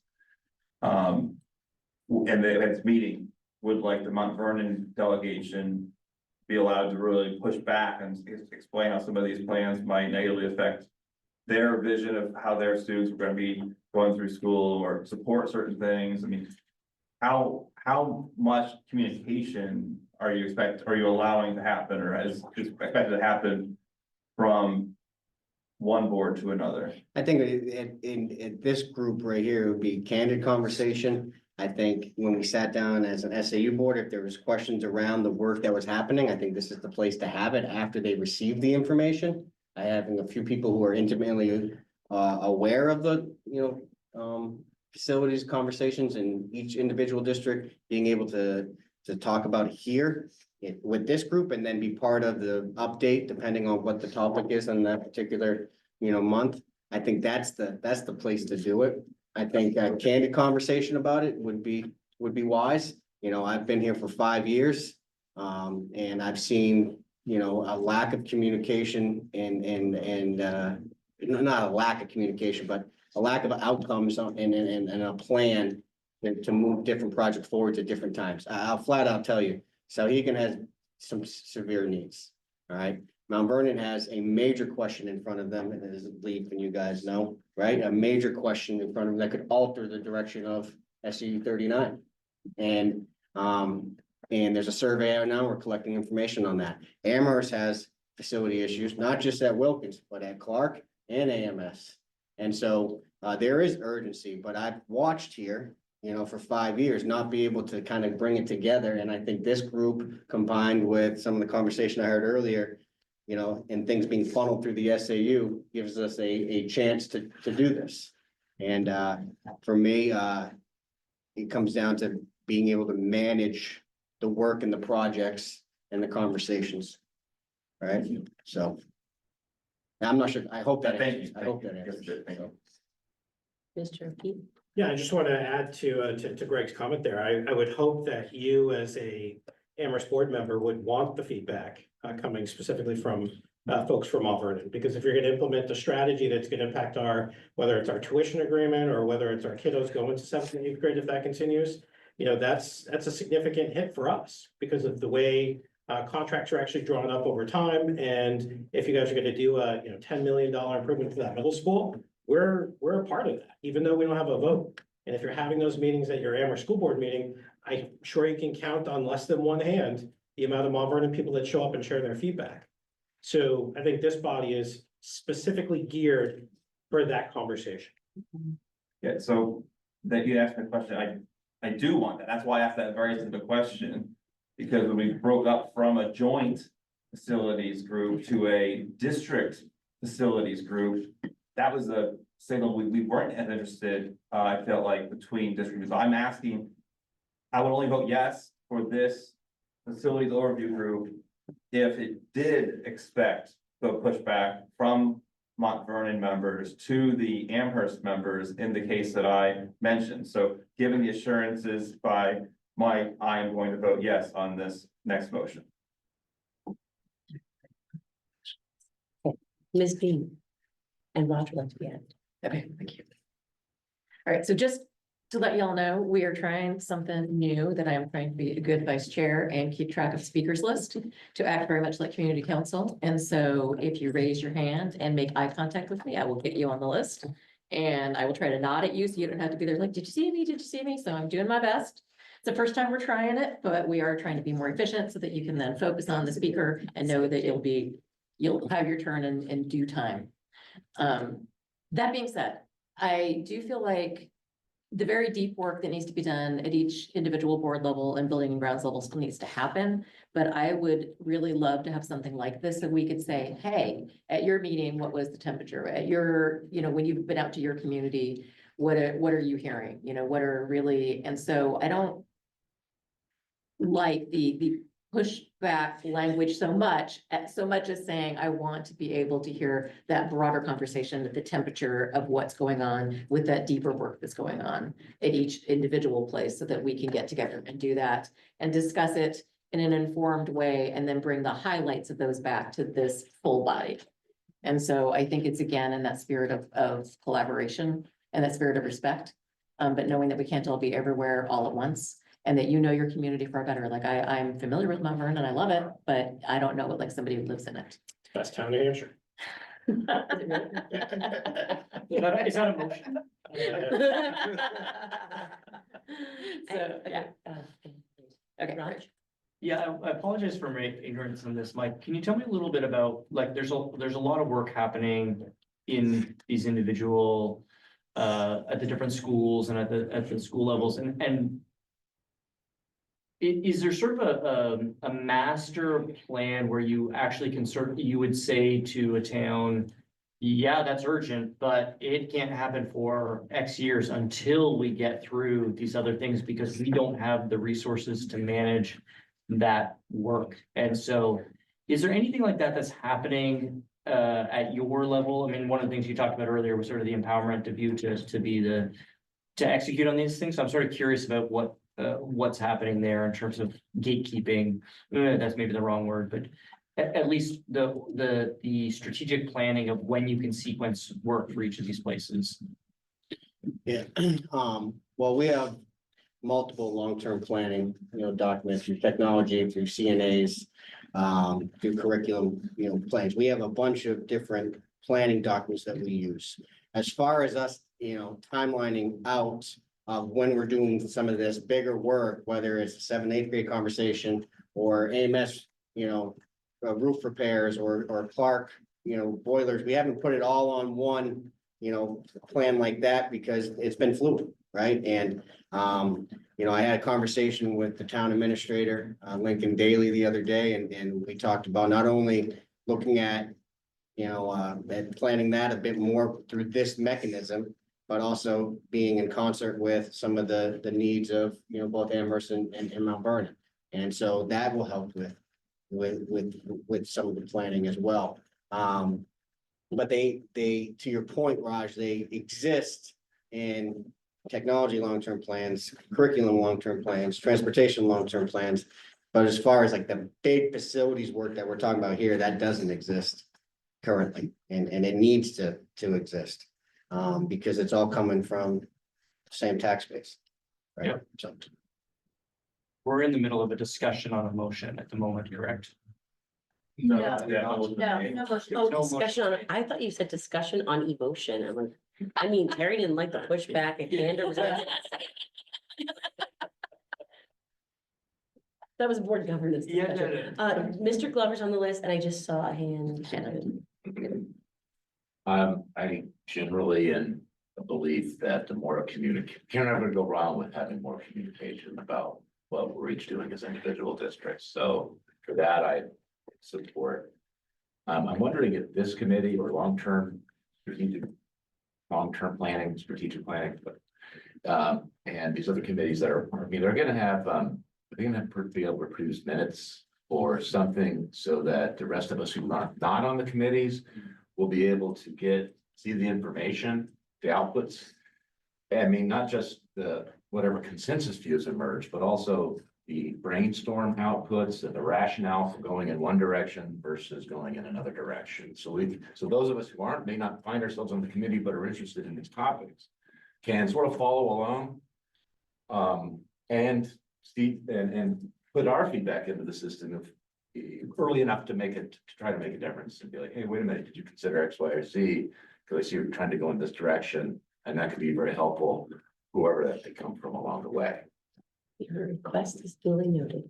Okay, and corollary request to that is it's a very small group. It's one board member from each district as proposed, and one member from each, I guess a community member, I presume, from each building and grounds committee. And I'm thinking it's really hard for one person to hear everything and report back everything. It's much more helpful. It distributes the load of responsibility to have two people from each constituent group have the opportunity to participate. Maybe both can't always, but you have a backup in any of them.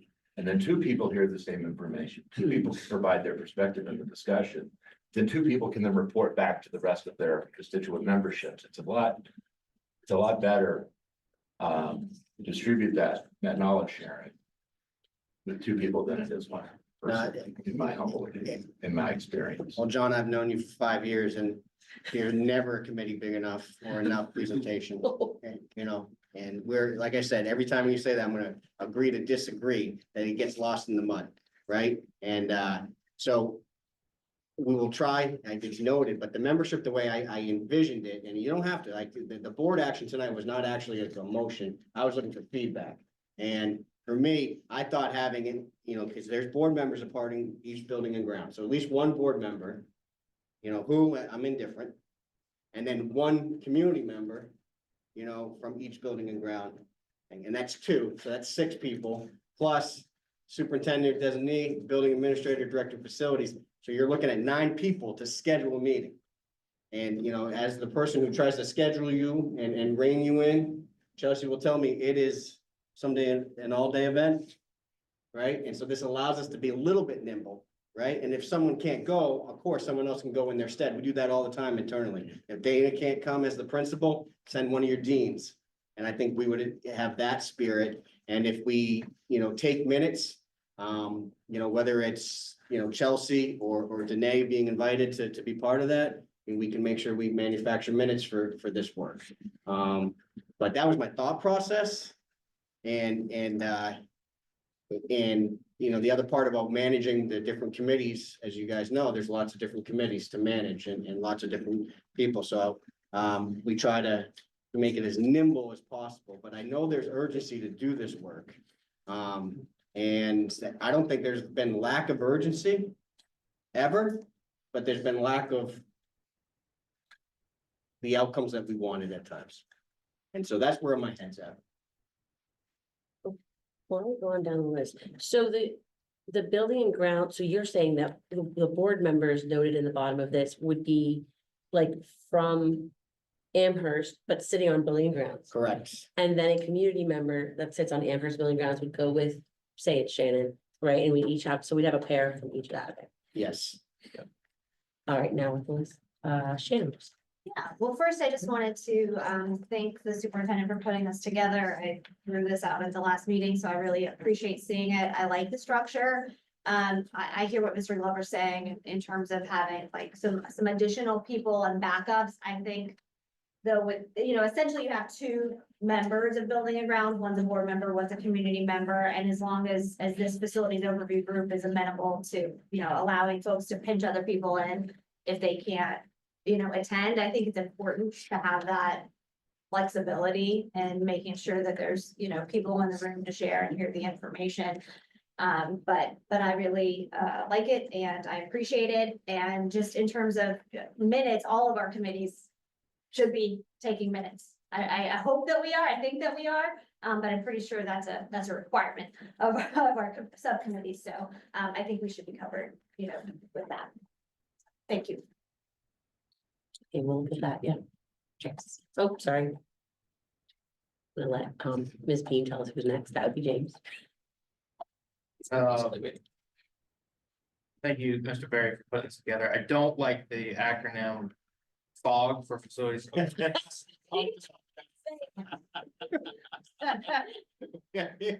can chat GPT and give me another. I think it's a good vehicle for going on the heels of previous discussions. And what discussion we're having, so it's really good. I do, to Mr. Glover's point, I think trying to keep it small and nimble, since this is more of an oversight and information gathering body, rather than a voting body. I think the sharing of information back and forth is essential, like you saying. But to try to get this group together to meet and then present back up to the board with 2 people pretty much from each board. I think the 6 community members and then the other 3, I think it's sufficient. For this type of group. I would be curious as to where this group stops and where the boards kind of take over, right? And that may not be defined now, but it's kind of in the future, you know, where we stop. Is it like, hey, we're getting a new cooler for or we recommend, or we were The cafeteria downstairs. Right, like, is it like? Like, I know there's nuance and probably never come up, but that's just one thing, like, where does that kind of like say, okay, that. Appreciate it, but no, you're kind of overstepping your jurisdiction, just. Maybe.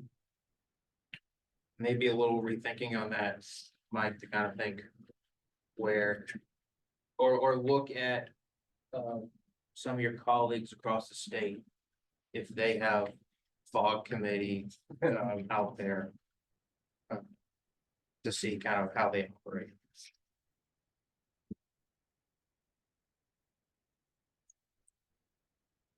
So I want to say thank you for looking and taking, re-envisioning this group that was originally JFAC. Because I think in JFAC, that group got into looking into projects so deeply. I forgot about coordinating timing, coordinating the priorities, coordinating that work. So I appreciate that that's what this group is going to look at more, rather than that the building and grounds and the boards are going to be responsible for their own projects, but the coordination of timing is always the issue. I think that got lost because we got buried in other details. So I do appreciate that. And I think Mr. Strozier for bringing up the idea of like, where is it? I think if we're talking just big projects, but is there a definition?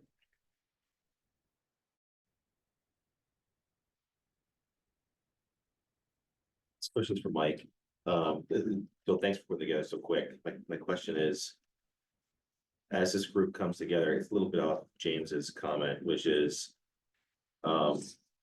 it's an information gathering group. So what is the timeline proposed for delivering something to us? And then when do we transition to a proposal back to the boards on like objectives, key results, timeline? So there was like some kind of like, It's not like that. dashboard or something. Yeah, like I'm wondering if that's where it's going. And I'll say, and then if you want to say Yeah. any more, but the idea was that it would just be sort of an ongoing information gathering versus them putting together a recommendation.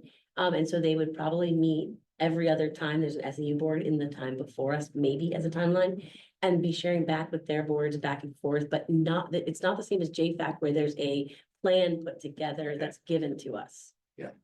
That's a good clarification. So, yeah, Chrissy, to your point, as we knocked around it at the SAU, trying to figure out board members' schedules, SAU schedules, we thought by chance, if we could meet for like an hour before this meeting, when it happens, then report out at this meeting, where people are at with the work on, in ideas and conversations. We'll find a template to make that efficient.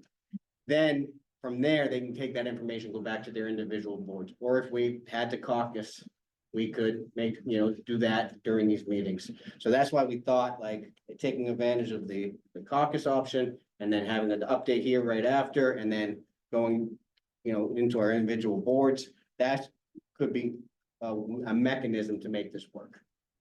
So that was the thought process. There's that clarification. So is what you're saying is that this group it's a group intended to not only gather information, but to ensure that there's harmonization across the three boards around facilities, information gathering or With communication as the goal, communication, yeah. right? Like, Yeah. so that some people on every board would have a really good understanding of what's going on around the district, and we would have a better understanding than we have had. I think, John is on next. Yeah, I appreciating the feedback of, well, there's concerns with all the people in the room, there's concerns with scheduling all that. I guess so I'm trying to think of a way to ameliorate that. And, it would be okay, my view, to have one person who is the rep. That's the person who's speaking on behalf of this group. But would that person be able to invite another member to listen? To take notes, to hear firsthand, and to collaborate with after the meeting. Like, hey, did you hear what I hear? This, so that there's an opportunity to do what I think is valuable, because I've experienced and I know it's valuable. to have another person there to be able to speak with, after, to debrief with after hearing firsthand information for the first time, but not necessarily be an active participant. So, you know, I can imagine, so we have, and each board has 2 members on their buildings and grounds, maybe I presume. So, it would only make sense that one of those, at least one of those people is on this group. The other one may want to come and listen. Would they be prohibited or would they be allowed to do so? I guess is a question. Or alternatively, are these going to be public or private meetings? Publicly posted with the minutes and stuff, or so that anyone from the public, so that any board member could just come and listen anyway.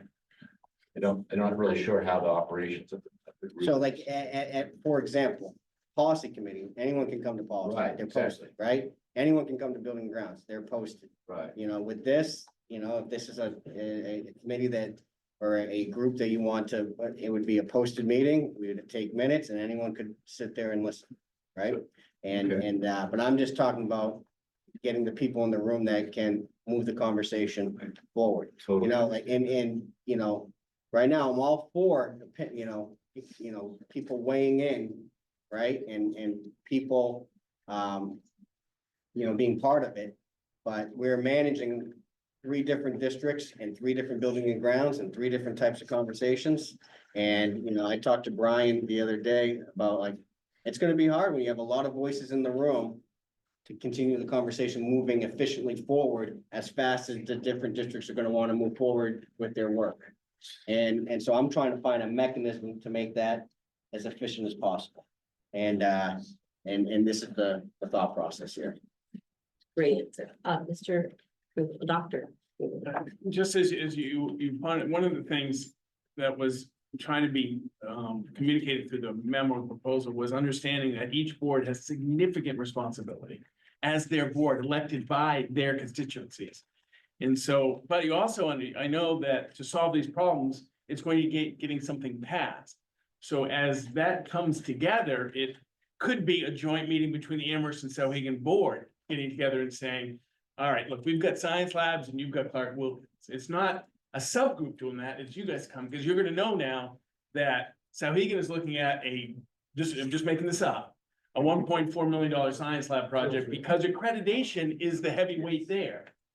Right, and Clark, so it might be to your benefit to collaborate on scope and timing, but the work is for the boards to do that, not, and forgive me, not JFAC and not this, it's the board work to meet together and decide your scope and your timing with, and same thing, if Mount Vernon is gonna go 8th grade, 7th and 8th grade, that impacts revenue for the Amherst School District, which impacts their price, so there might be a joint board meeting there to discuss. That's good governance. As opposed to a subgroup, which might come back, your representatives at JFAC may not actually agree with the full board. And the full board could actually change what was agreed to at JFAC. And might move forward faster than what was decided at JFAC, because there's not the full board. So just because you have immense responsibilities, Mike knows, and when he said, Steve and Amy, I talk about the facility projects a lot, it's significant work, right? It is in high stakes, right? We are getting a NEASC letter every spring. We've got tuition agreements and decisions at Mount Vernon, right? And Amherst still hasn't found the solution yet for significant stuff. So how do you do it? Understanding of your commitment to your voters, that people elect you to solve these problems. I apologize. All right, we have a couple more people on the list, and after they speak, I'm going to ask us, was this just a conversation we're having, or is there a motion here for tonight? So Mr. Strozier, Mr. Gould, and then if there's a motion to be had, let's have it. I yield back. Yield back his time. All right, I propose a motion to To, It's effective okay, as it's written. okay, second, Second. any further discussion? I would like to change it, in light of Steve's comments about how important it is that the elected officials have an obligation here to restrict the membership of this committee to only elected officials and invite anyone else to have public comment, but the decision making should be among the elected officials, only not the appointed members to building grounds. So again, there is no decision-making in this committee. I understand, but that's what I want to do. Wanna make sure. Okay, so you want to amend the plan to be restricted to elected and staff of the SAU. As members, yes, as Mhm. members of the body.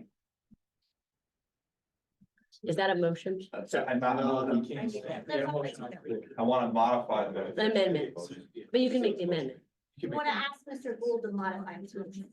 Is that? how- We could do that. He can do that, or I can do it, we can vote on it, So are you saying no members of the public, or on the body, they can still come, participate as even if they serve on the building, correct. the individual? That the communication for this It's the particular. communication between the building grounds committees. It should be the elected Be really officials, careful though, group versus committee. Oh. It's not a committee. Not a committee. Not a committee, not a committee. not a committee. It's not a committee. All right, either way. For the recording purpose, Yeah. though, we have a lot of Yeah. talking happening, Yes. and just for the purpose of the people at home, so they can catch. Yes. I was assuming. Buildings and grounds could be a member of the community. Sorry, just for the purpose for people at home. Please. So, point of order. Yes. We have a motion on the floor to approve as written. And I'm hearing Greg here that he wants to make a motion for an amendment to the motion, but I haven't heard the amendment yet. Is that what you want to do? Yes, the amendment is to,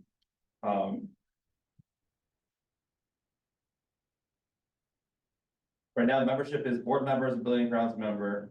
I want to strike that, and only have board members on the membership. That's the amendment. Okay, second from Mr. O'Keefe. Oh, no. Oh, we need a second. Mr. O'Keefe is not offering it. I'll second it for discussion purposes. Mr. Glover seconding it. It's a group, not a committee. I don't see the need to make that amendment. I actually think if part of the goal is to put a finger on the pulse of communicating with everyone who's working on those things, I think that there could be some good feedback, because this is only a group, it's just communication and feedback. I'd be inclined to keep the community members. Yes, I think I would keep the community members mostly because if you're trying to gauge the pulse on certain communications and just, things you're gonna push back to the boards, having a community member from each community, I think is gonna be You valuable, have that building grounds. but not at this group, which might matter as well. okay, we've got Mr. Manning and then Mr. Gould. Greg, can you help me understand why? Why is this important as part of this motion to you? Like, what are you thinking I there? think two things get accomplished. One, as Steve mentioned, the elected officials have this above normal responsibility for this topic. And this group is essentially communication of already the building grounds committee. So the building grounds, we have not only public comment, but we have residents, unelected appointed officials opining and providing commentary and everything there. And to do that again at this meeting is just redundant and hand-weird. The other reason is it's easier to meet the forum, have the discussion, because you'll have fewer people as, committee members. But there doesn't need to be. And I don't have any problem with having anyone come and have an open discussion. It's just, I feel like we need to be taking responsibility. If we've already gotten elected in by the people, and I think the more we dilute that role by adding in people that aren't elected, for a communication group, I don't see what you're doing, other than diluting responsibility, accountability, and action. I want to move. So I hear you, right? And I just want to clarify. I think two things I want to clarify. When Steve was talking about the elected, that's the Amherst School Board, that's the Mount Vernon School Board, that's the Sauhegan School Board. I think that's what he was getting. This group is just going to be, informing the other building and grounds committees that back what other buildings are doing, and that's one form of it. And then the other form is coming to this venue or their individual boards and communicating time and scope and conversations. And that's the first clarification that I was gonna make. And the second clarification that I wanted to say is it is building a little of a coalition.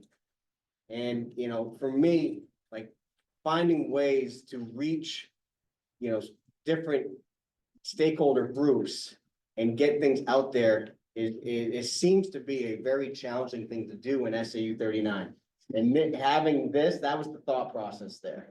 And so Greg, I understand, Greg, I'm all for being nimble. I tell John all the time, I want to move quick, I want to be nimble, I want to have the authority to do it, I don't have as much red tape, but slow and steady a little bit with this group would be helpful to, that I think.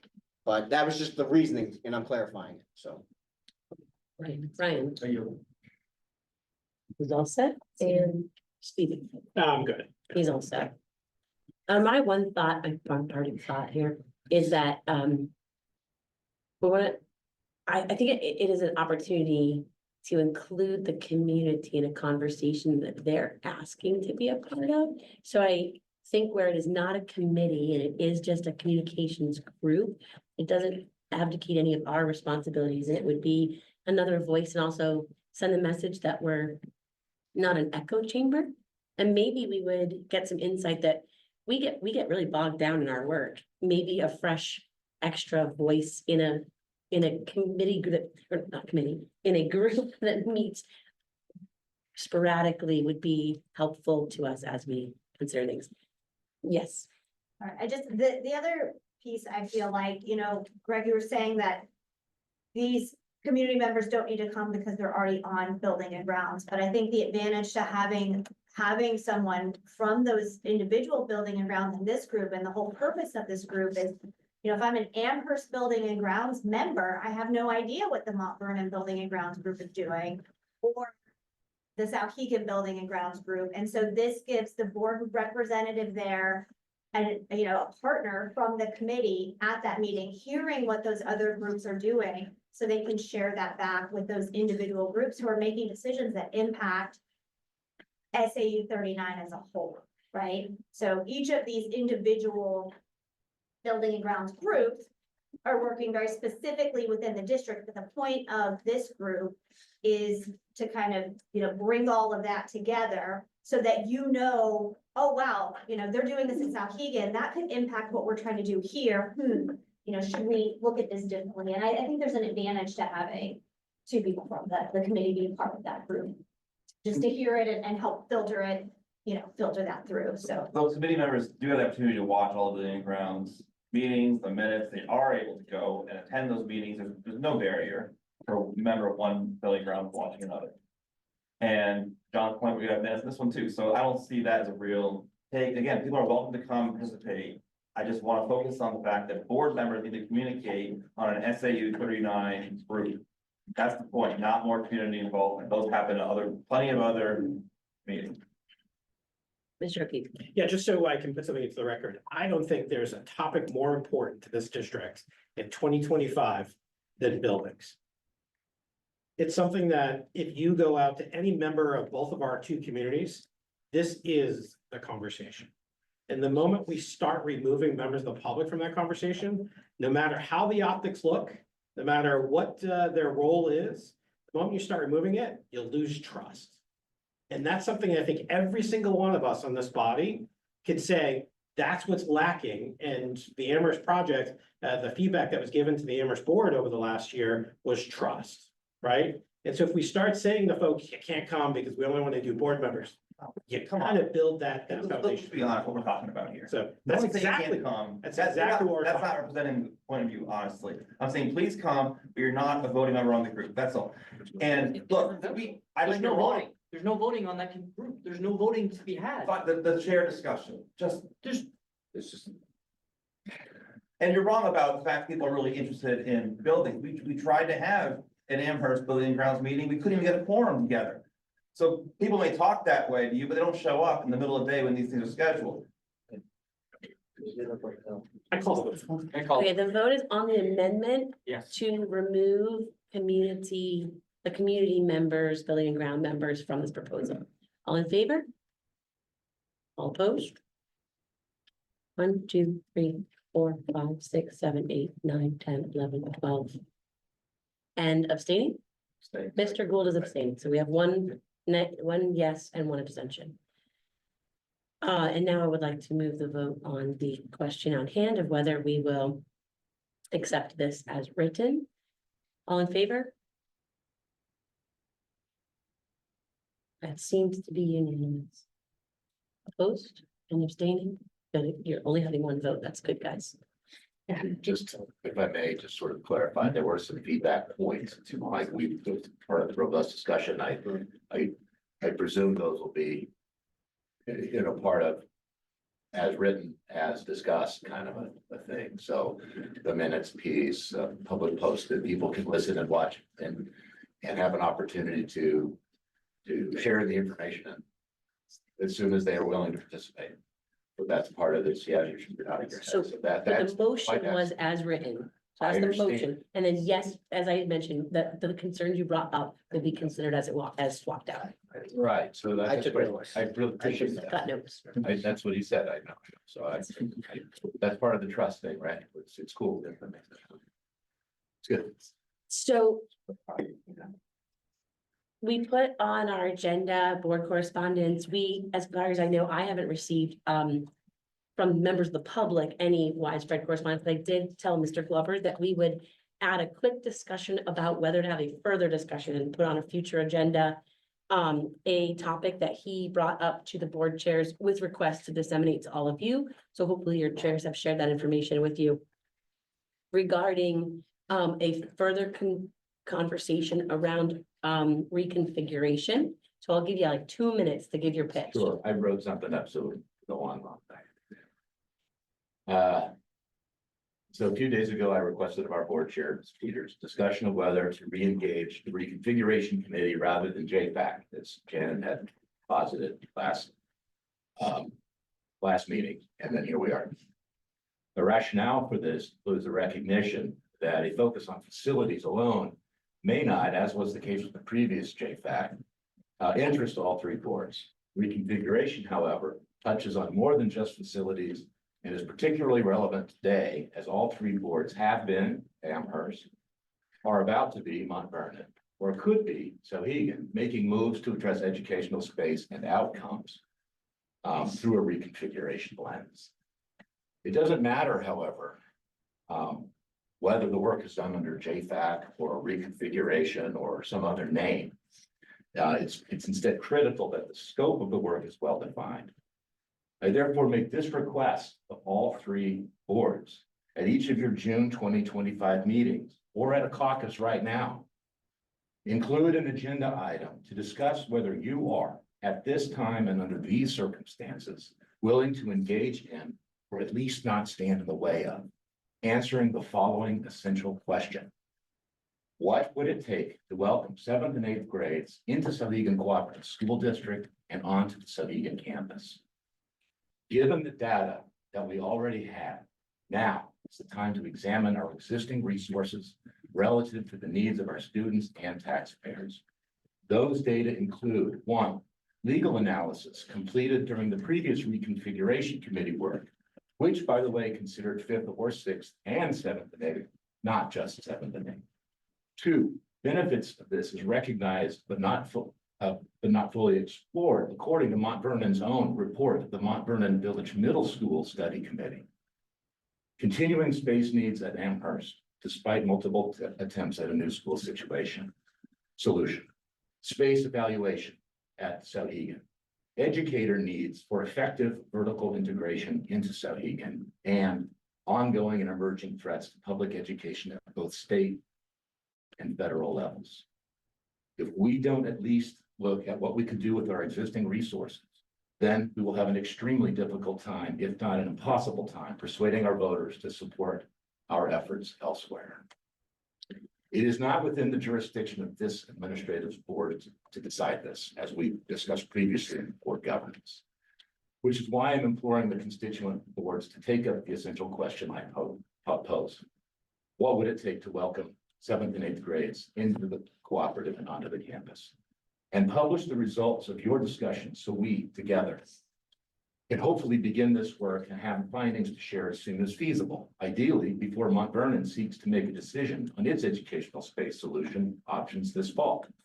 And certainly before another year goes by while our students continue to suffer and taxpayers continue to wonder.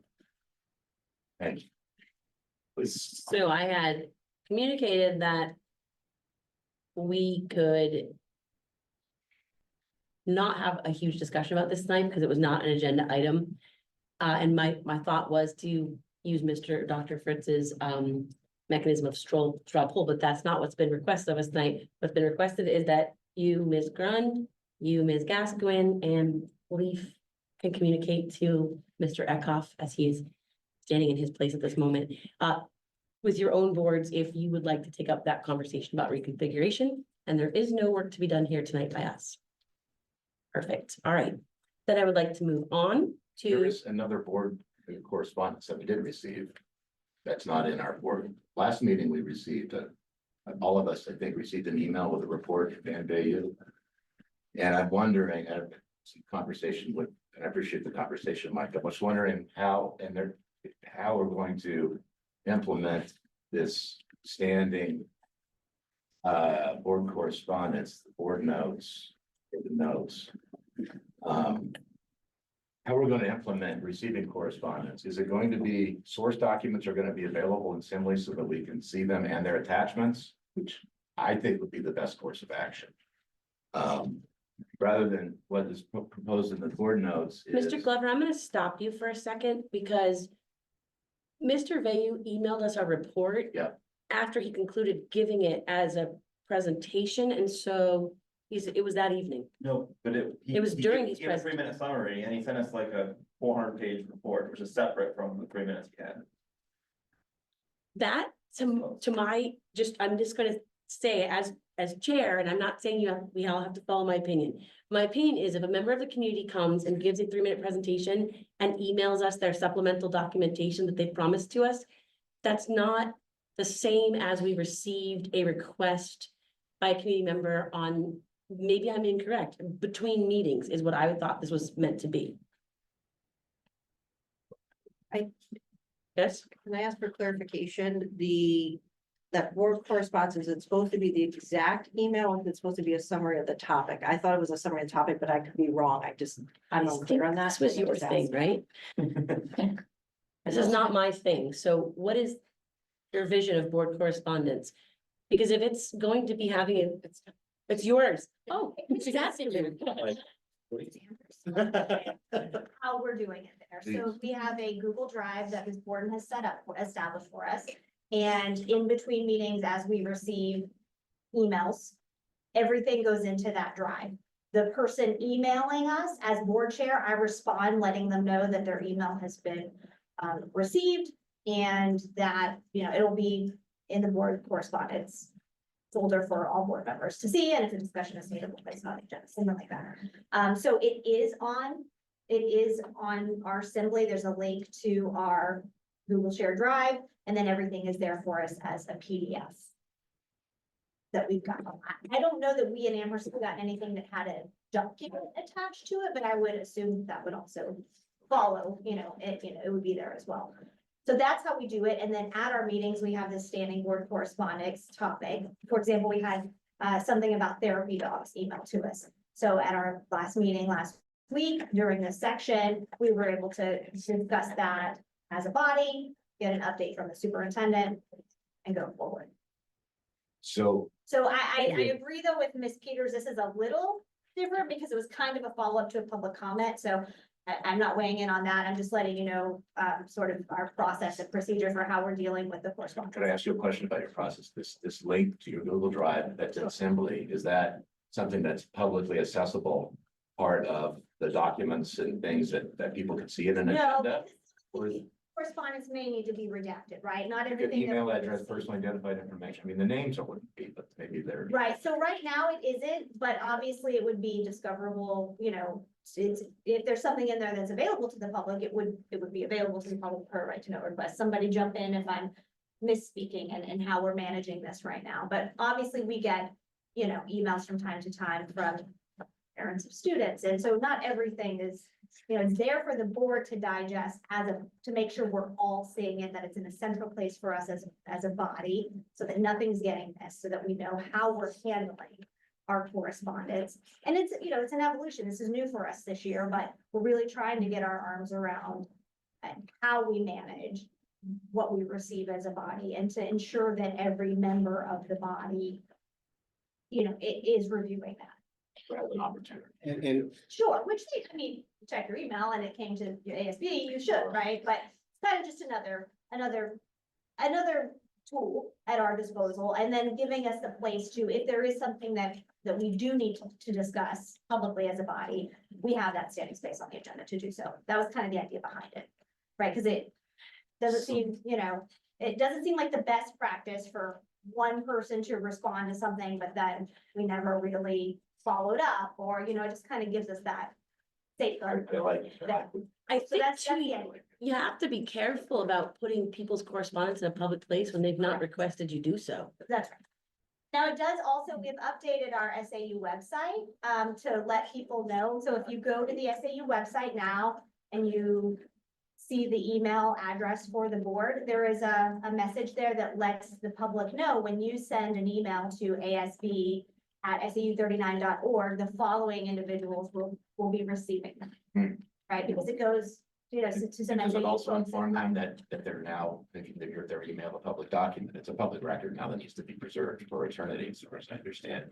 So, I don't remember all the language that's there, you can look, but, yeah, yeah, it is to that point, it is a public document, but this is a practice that this community has not embarked in. And I was talking with Stephanie before the meeting, so there's some education besides just a disclaimer that, hey, now your email talking about how incompetent the superintendent is to the board chair is now a public document with your name on it, right? People don't do that. The other thing that we were trying to get around was, we know it is very common practice for individual board members to receive correspondence from community members. We feel that the spirit of this is, as an individual, if Jason White got an email from a parent because they're your neighbor, that you would put it in the correspondence folder so the other board members could know some of the topics that are being discussed. And that was the magic in it for us. The other piece of this was, it's Amherst gotten far more correspondence than MV and Sauhegan. I would say easily 8 times more. Right? And so we had to find a mechanism there to manage that correspondence. In the spirit of consistency and predictability, which I've talked a lot with the board chairs, we created the agenda. So if it came up in Sauhegan or an MV, that we would have a mechanism to be consistent, and same with this. But we are early on in the process, and, you know, it's, John, based on the multiple back and forths that you and I have, that I am researching if there's a better practice on how to do this. I can commit that to you, but I can just tell you the spirit of it on how we document it and how we manage it with the families, because I think based on some of the correspondence we have received in the last 2 years that I've been, I know people who are emailing boards collectively as a whole or individually are not thinking that their email is now a public document to be put in minutes and, you know, on public display. And I have some work to do that before we change the practice of the town. And so, and I'm willing, and Steve and Amy, I had a pretty good conversation about that this week as we prep for this meeting. But that's kind of where we're at. And I think it's another, as we evolve our practices as an SAU to work with our individual boards and our governing board here, we're constantly trying to figure out the best way to do it, right? And as I think this helps with transparency. You know, I've never been called non-transparent as much as I've been non-transparent since I've been a superintendent. And so we're trying to work on that. So we'll continue that practice. So. could I ask about one thing? Let me let Raj have his. Oh, sorry, Roger. Yeah, I mean, I guess, Christine, I heard what you had said about it was sort of a supplemental. And I guess that's why I was thinking maybe we should make sure it's in the public record, because he spoke publicly and he's said that he was going to send it. I'm not saying it had to have been in this notes, but at some point we should put it into the public record, perhaps, because he was saying he was going to send this supplemental material. And I'm not saying, I don't speak for all of you, except when I do. But I think to publish a huge report like this, which may have discrepancies in data, in some people's opinions, I think you have to be careful where you put it. If you're going to put it somewhere public with SAU 39 on it. And I think we would need legal consulting before we did a thing like that. So for me, I would love to move this meeting, so we're not here till 10. Thank you. All right, I would love for you to give us some permission to look into this a little bit more and get back to you. And in the meantime, I'll correspond with Christy what I'm finding. If that changes any past practices, we'll talk to people about how we want to move forward. And if we do want to move forward differently before the next SAU meeting, just so you guys know, because we created the agenda, there's a lot more left on the agenda tonight. Yes, there is.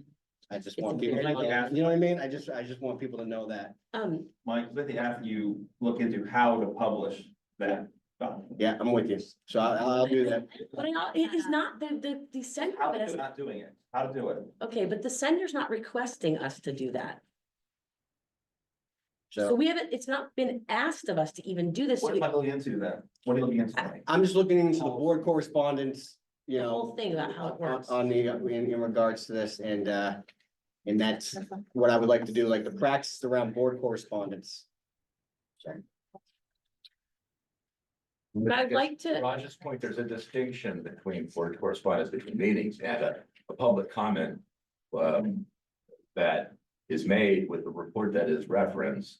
And we can leave it, but it's not putting this SAU stamp of approval to include that in the attachment in a board correspondence agenda that was received. It says this is public information that received at a public comment, or maybe in an email, and there it is. It just exists. There's no endorsement of that it's veracity or anything. It's just, it exists. Here it is. If anyone wants to read it or download it or share it or whatever, there's a place where it You exists mean like in the Dan's, world. you mean Dan's report? Yeah, for example, but it could be any. Why would we do that? That is Why not, would we not do Dan, that? Dan came, he had the ability to speak publicly. He sent all of us a report. He's not a board member.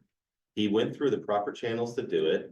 And if somebody came here and spent 3 minutes excoriating the superintendent or anybody else here on the board, and then sent us a 70-page paper validating their feelings around that, there was no way in hell we are going to make that publicly available. We are not going to do that. I would support that. Why wouldn't we? For one of our employees? If someone should be accountable for what they say, and they should be able to get off their chest. They shouldn't feel like. We are not the repository of documents for people who come to board meetings to express their opinions and then give us their report. That is the responsibility of the board. That's why we get elected. I'm usually right with you, John, on a whole bunch of things, but this to me is off the reservation. This sounds a lot to me like people have an agenda around driving a topic that they've been trying to drive for 2 or 3 years. Nobody's taking their side on it because there clearly doesn't have the votes. And they're trying to drive this topic to make it publicly available. And that is not okay. Because that is not part of the process. Now, if we want to have a conversation about Dan's paper and we think that it should be board policy or it should be one of our goals, we can vote on it. We can make a motion and vote on it and make that publicly available. But to do it as standard practice, can I not tell you the danger in that? Of what Pandora's box we would be opening for allowed communication of people to come to the board to attack anybody or say whatever they wanted to do. That's our job. I mean, we just had a conversation about, not to go on and on, we just had a conversation about not wanting people from the public to participate in a freaking group about facilities, and now we want to take people's 70-page paper. It sounds a lot to me like we're gonna pick some winners and we're gonna pick some losers. We don't pick winners and losers. We operate as a governing body based on law. So if the public comment involves a 1-page. I'm gonna stop this conversation. This is, we've left board This is what's correspondence off the now. reservation. I'm going to decline the request to discuss Mr. Vay's paper as he was here to present and sent it all to us as a follow-up to that presentation, and I'm gonna move to board, board chair update, sorry, beginning with Ms. Gascoigne, and Mr. Amber, you'll be next. Okay, great, thanks. So, at our last meeting, we heard reports from our building administrators highlighting all the great work taking place at Clark Wilkins and Amherst, and there's too many to list, and it is too late, but I will say the SAU newsletter, highlights many of them. And I think it's important to say this, a key takeaway for me from the principal reports is really the concerted and effective collaboration that's taking place amongst our schools, and not just in Amherst. I'm talking about Amherst, Mount Vernon, and Sauhegan. It really came through to me during that meeting when our administrators were presenting that they're working hard to ensure seamless transitions and experiences for our students. So I think when we're looking for examples, we could look to them. They're doing a good job. The graduating 8th grade class at AMS this year represents the first cohort of full day kindergarten students.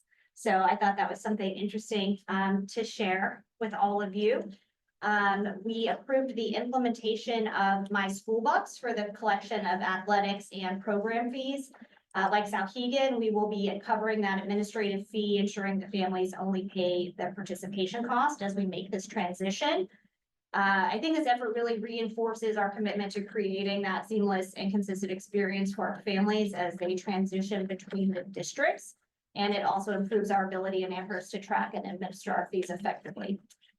We additionally appointed our Building and Grounds Committee and alternates, and Dr. Greg Fritz, as you saw earlier, will again represent Amherst on the Strategic Planning Committee. We received a comprehensive literacy presentation from Liz Cannon, Dr. Murphy, and Ms. Gothier as part of our ongoing commitment to this work. We are adding an additional 5th grade literacy course at the middle school for the 25-26 school year, giving our incoming 5th graders a double dose of literacy practice and skills. And finally, we have, I just want to recognize quickly here, several individuals who are retiring from the Amherst School District. Robert Allwarden, Paloma Ogren, Lynn Burkowski, Patty Barker, Christine Lone Kruger, Steve Opry, and Anna Perrell. We appreciate their dedication and contributions to our district. We will miss them, but we wish them well in the next chapter of their lives. That is my update, my condensed update. I had a lot more written. Yes. One thing about the Amherst School Board also had some discussion about having a deliberative style hearing on the facilities. They affect this group, so can you just talk about that a little bit more status on that? We did not talk about that this is my meeting update from our last meeting. I don't think we talked about that. It was previous to that probably, but. Yeah, so this was like in our first meeting, Can you so just give an update where I'm the not- planning is on that? I'm not. Is there any planning on that? There's been an email that's been sent out to a group at UNH, and I haven't gotten the follow-up yet. All right. It's in the works, and I'll update our board on that, and then I'll bring that. to the Thank you. board. Mr. Amber? Yeah, so last Mount Vernon school board meeting, Tuesday, May 15th, so we approved expenditure of up to $70,000 to upgrade our fire alarm system, which has reached the end of its life. And then we officially signed the MBDA teachers contract. And we accepted the resignation with regret of our school counselor, Anna Gerard. And at the same time, approved the hiring of Stephanie Horn to assume the role of student counselor. We also accepted with regret the resignation of board member George Torres effective June 30th. George has been a valued member of the board, and we appreciate all of his time and commitment to our board. We also had a middle school building committee informational night on May 19th. With the intent to engage parents and parent K-2 students who will be the first children to attend the expanded village school if the town moves forward with the plan. The meeting was very well attended with approximately 30 to 35 parents and community members in attendance. The discussion was robust with a lot of questions and input from our community. Other things, we also had the Mount Vernon Spring Gala Which was well attended by students, and Principal Leclayer was there. And reportedly tried to establish a new pancake eating record at fire station. Key dates and events in the next few weeks. Our girls on the run team will be running this Saturday at Blue Speedway. Math Carnival is coming on Thursday, June 5th. Field Day is Friday, June 6th. House Show on Monday, June 9th. And then 6th grade promotion night Tuesday, June at 6:30. Thank you, Ms. Grund. Sure, so our last meeting was first week of May. We had a math presentation by our domain leader, Ann Swift, and if you have interest of what they've been doing and the hard work they've been going through all of our math programs, please watch that meeting. And also part of some of the things that were discussed tonight about aligning with the middle school has been worked on. So they are making sure that there's a smooth transition and continuing to delve into that work to continually improve. Just a little quick promotion, Community Council, we're looking for 2 representatives from Mount Vernon and 1 from Amherst. So if you're interested in participating in Community Council next year, please feel free to send me your resume of why, or go to the SAU site and there's the application process, and Chelsea will make sure it gets put in on the list. We discussed our end of year projects. We reflected on goals and we're working on new ones for next year.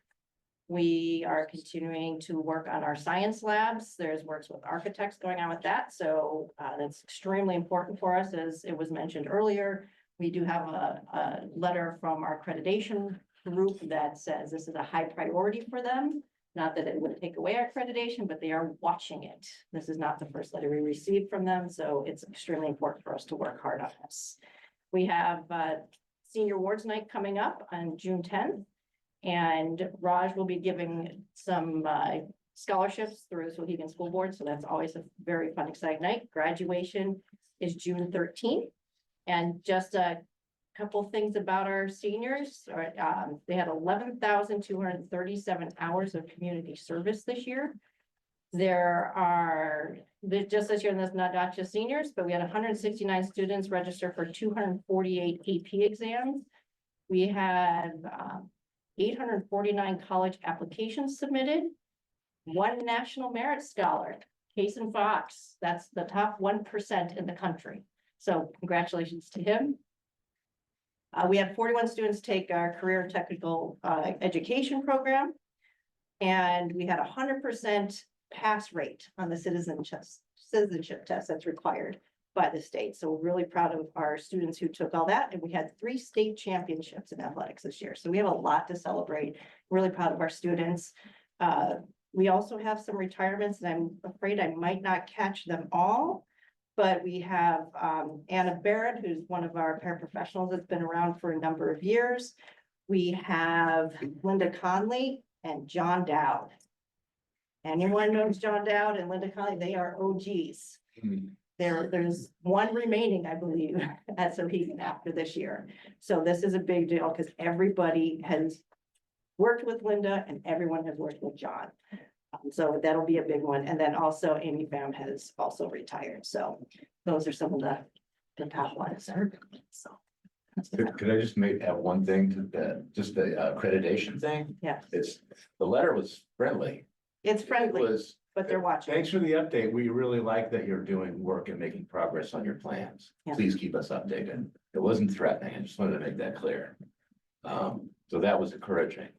Right. Yeah, Yeah. also, I don't know if anyone saw on the side, but we have a Waukegan graduate who won the Pulitzer Prize. Yeah. Yes, so he's a 90-ish grad. I can't remember the exact year, but It's a good story. we've got some good stuff. Medal of Honor winner, Medal of Honor, Pulitzer Prize. you're doing good stuff. Let's go. Okay. Okay, great. Thank you. Got a question? Yes. On the math, but in general, the 9th graders, does the data show that the AMS graduates are coming in more prepared than previously? Is there work to be done there? Can you comment on that? they're definitely seeing better work and coordination between seventh and eighth grade, so they are coming in more prepared. And there's a lot of individualized work going on with students that they notice that need the extra help. Whether that has anything to do with who they are as students, or some differential between seventh and eighth grade coming into ninth. That's stuff, that's work that's being done and coordinated, so it's individualized. Anything else on committee reports? Or sorry, boards. Okay, now let's move to committee reports, our committee updates. So policy committee will hold for just a second because we're gonna do policy. Brick School Maintenance and Improvement Committee is Terry Beam, and I'm going to instruct her to go right into RSIC after that. Sure. Brick School, one thing that everyone here voted for was to get the ramp built to be ADA compliant, and that has hit a slight pause. Our original contractor that we wanted to do the work doesn't have time in the summer, so we're looking to see if he can hold his pricing and just do it a little bit after summer, because it doesn't necessarily have to, it can be during the school year. It doesn't disrupt too much what's going on over there. But we are waiting to hear if that's a possibility, and we're also going out to get at least one more quote, because the second quote down was like twice as much. And we don't want to pay twice as much. So we still think that work is important to do, and we'll report back what happens. And then we're also looking at the lease agreement a little bit closer, because we realized that some of the work coming up next door at the Chapel Museum. I just forget what we call it.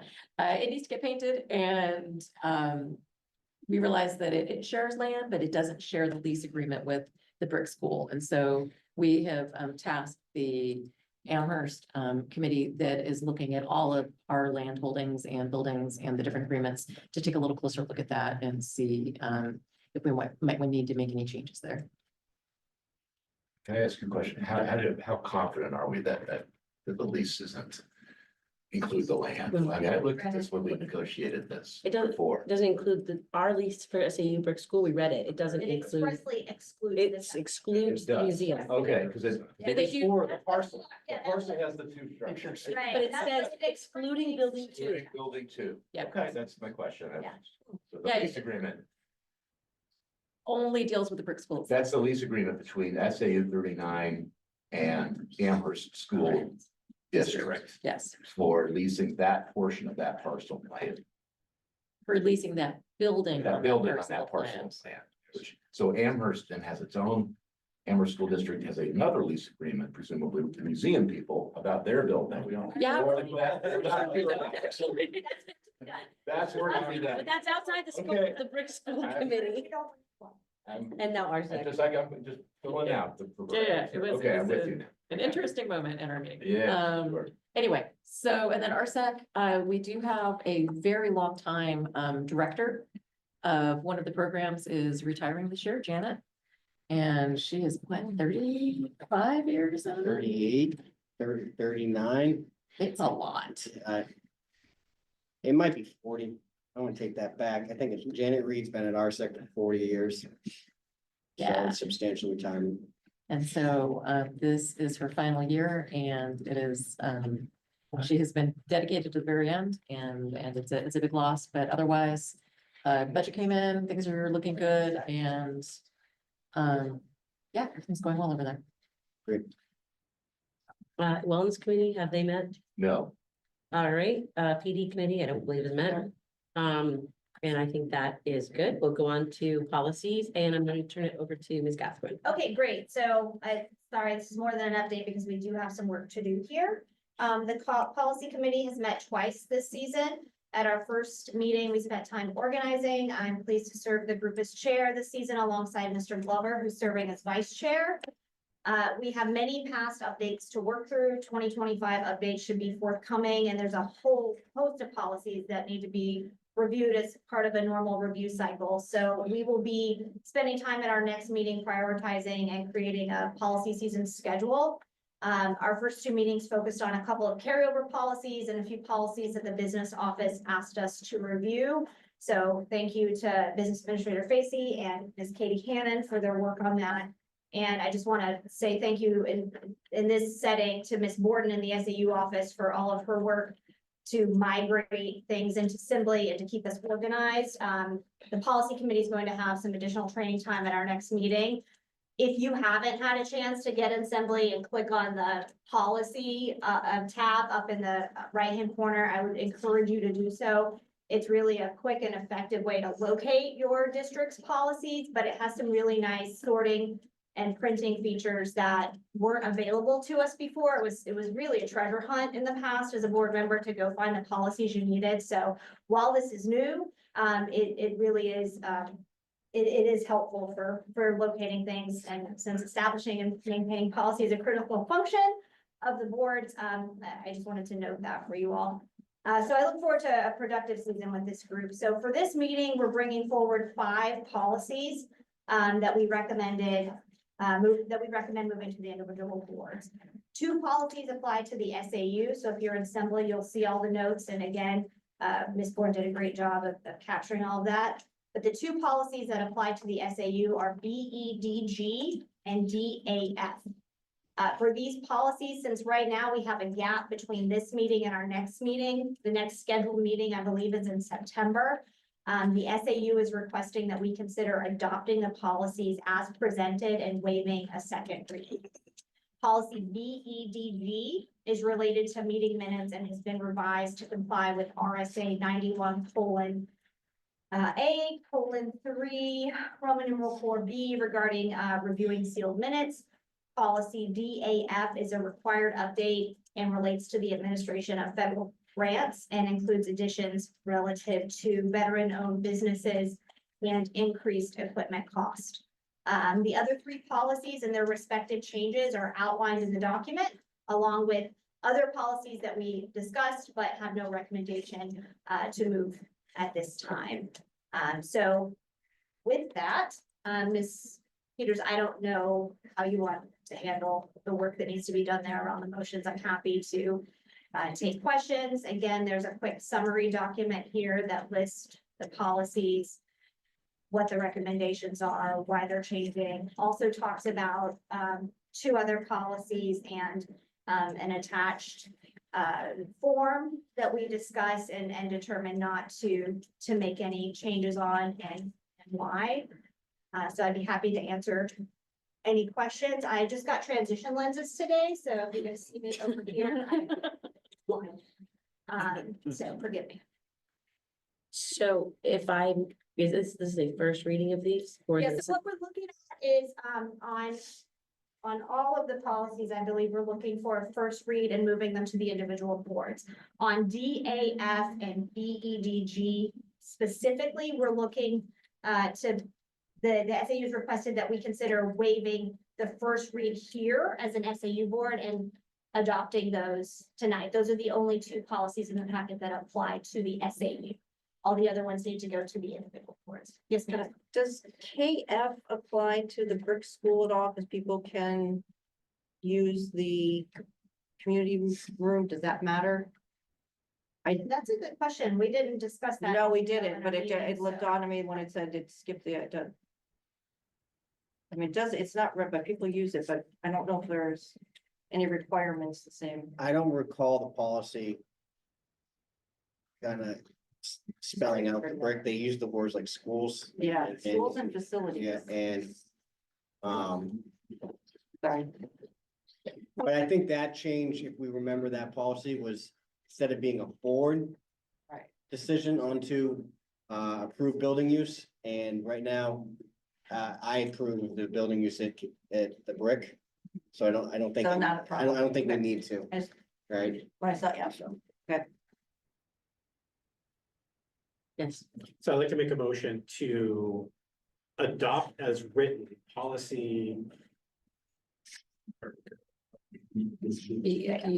BEDG and DAF. I'm just pointing out something that my colleague here.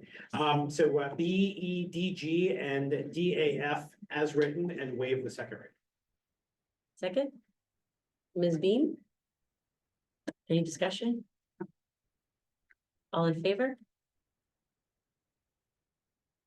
That looks to be unanimous.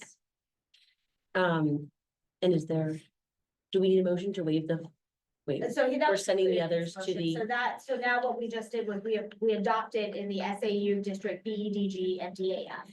So now we would be looking for a motion to move BEDG, DAF, DID, DJE, and KF to the individual boards.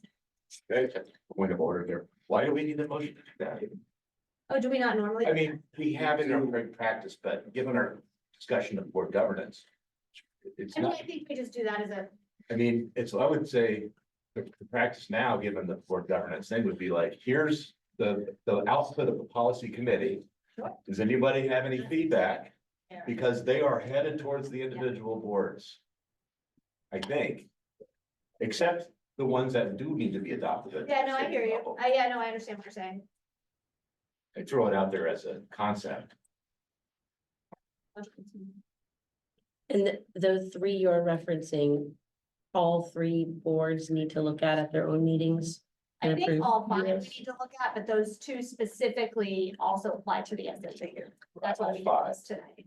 Mr. Keefe, I'm going to ask a question if you have an opinion about that. You know, John's right. There's no reason to make a motion to move these individual boards. There's no adoption at this body for the other subsequent policies, is there? I think so. So And I think we've had this conversation before and we've fallen on not taking a motion and just setting them down. You know, I think that makes good sense. And then I think it's up to the boards how they handle if they want to count this as a first read for their board or not. I know every board has a different potential thoughts. But that's not for this time of year. I think you're right. Yeah. I have a question on the policy practice in general. Is there revision control somewhere like this Excel sheet with the green and the orange that we're seeing? Is that saved anywhere? Or does the policy say this was revised in 2021, 2025, et cetera? Yeah, so that's a good question that we have some discussion at our upcoming meeting about, because a lot of the real archival history still resides in Trello, but that's a little tricky for folks to get into because we don't really have the license to avail the full board to that. What I will say on these policies that you're looking at now is if you go to Simply, you can pull up the last policy meeting agenda, so the one prior to this, and all of those drafts have the red and green lines in there that we worked from during our meeting. So if you're looking to kind of, see what's different, and of course, our current policies are on in Simply, and then this is the draft, so there's both versions. Let me recommend the policy committee. You know, at the bottom where you have like the RSAs that you're referencing in some cases or other laws, federal laws, whatever example. So could you also put down this kind of description of a summary of what you're changing in this year so that in future years, I can't do that for 5 years ago.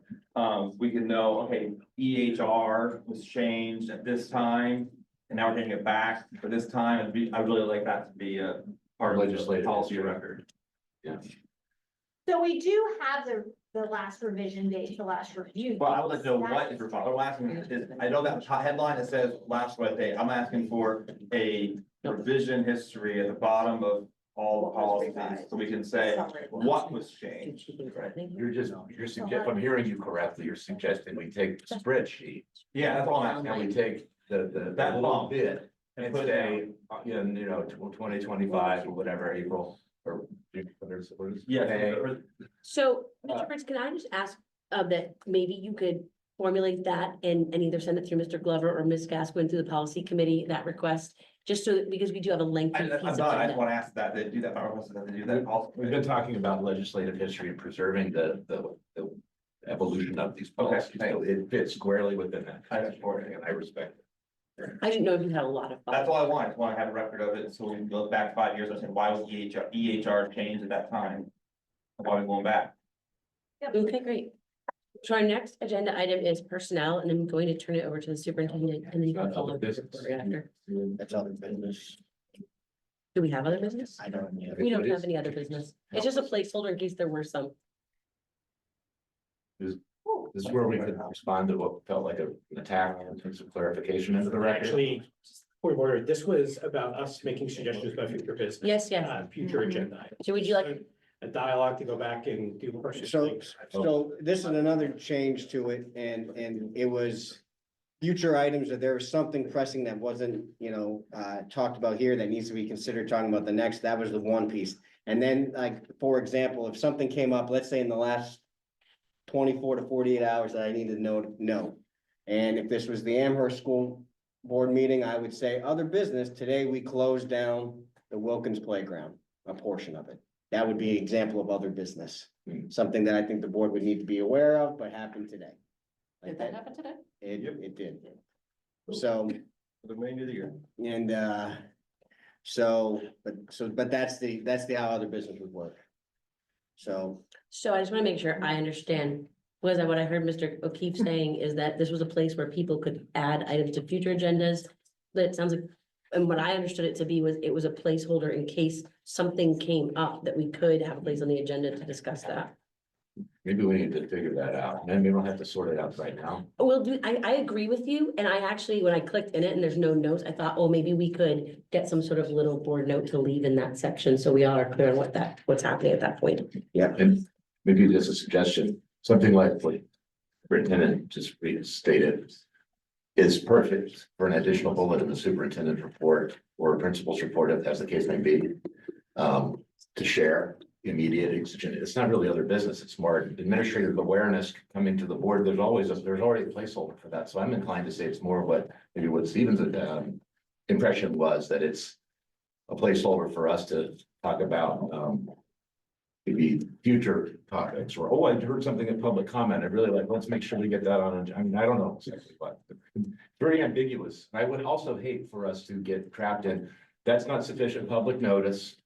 It's just a placeholder for whatever the hell you want to talk about, and I can't be prepared as a public, so shame on you, you're doing it wrong. And I could see it being a little bit of a trap, if it's not well defined.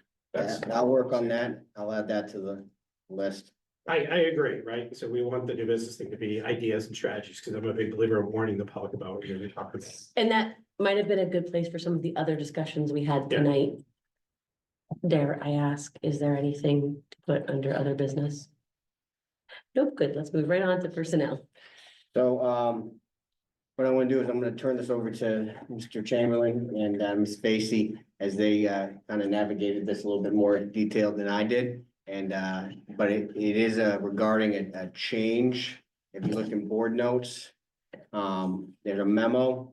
Health Trust amended rules regarding employer funded deductibles, and we spent a good bit of time exploring this and discussing this through the HR department, the business office, and the assistant superintendent. So I'll turn it over to Steve and Amy. Sure, we've talked about this at various, and it will continue discussion. So Health Trust changed the employer funded deductible rules on the high deductible, the side of service and the Luminos plan. And so the collective bargaining groups, the associations were grandfathered.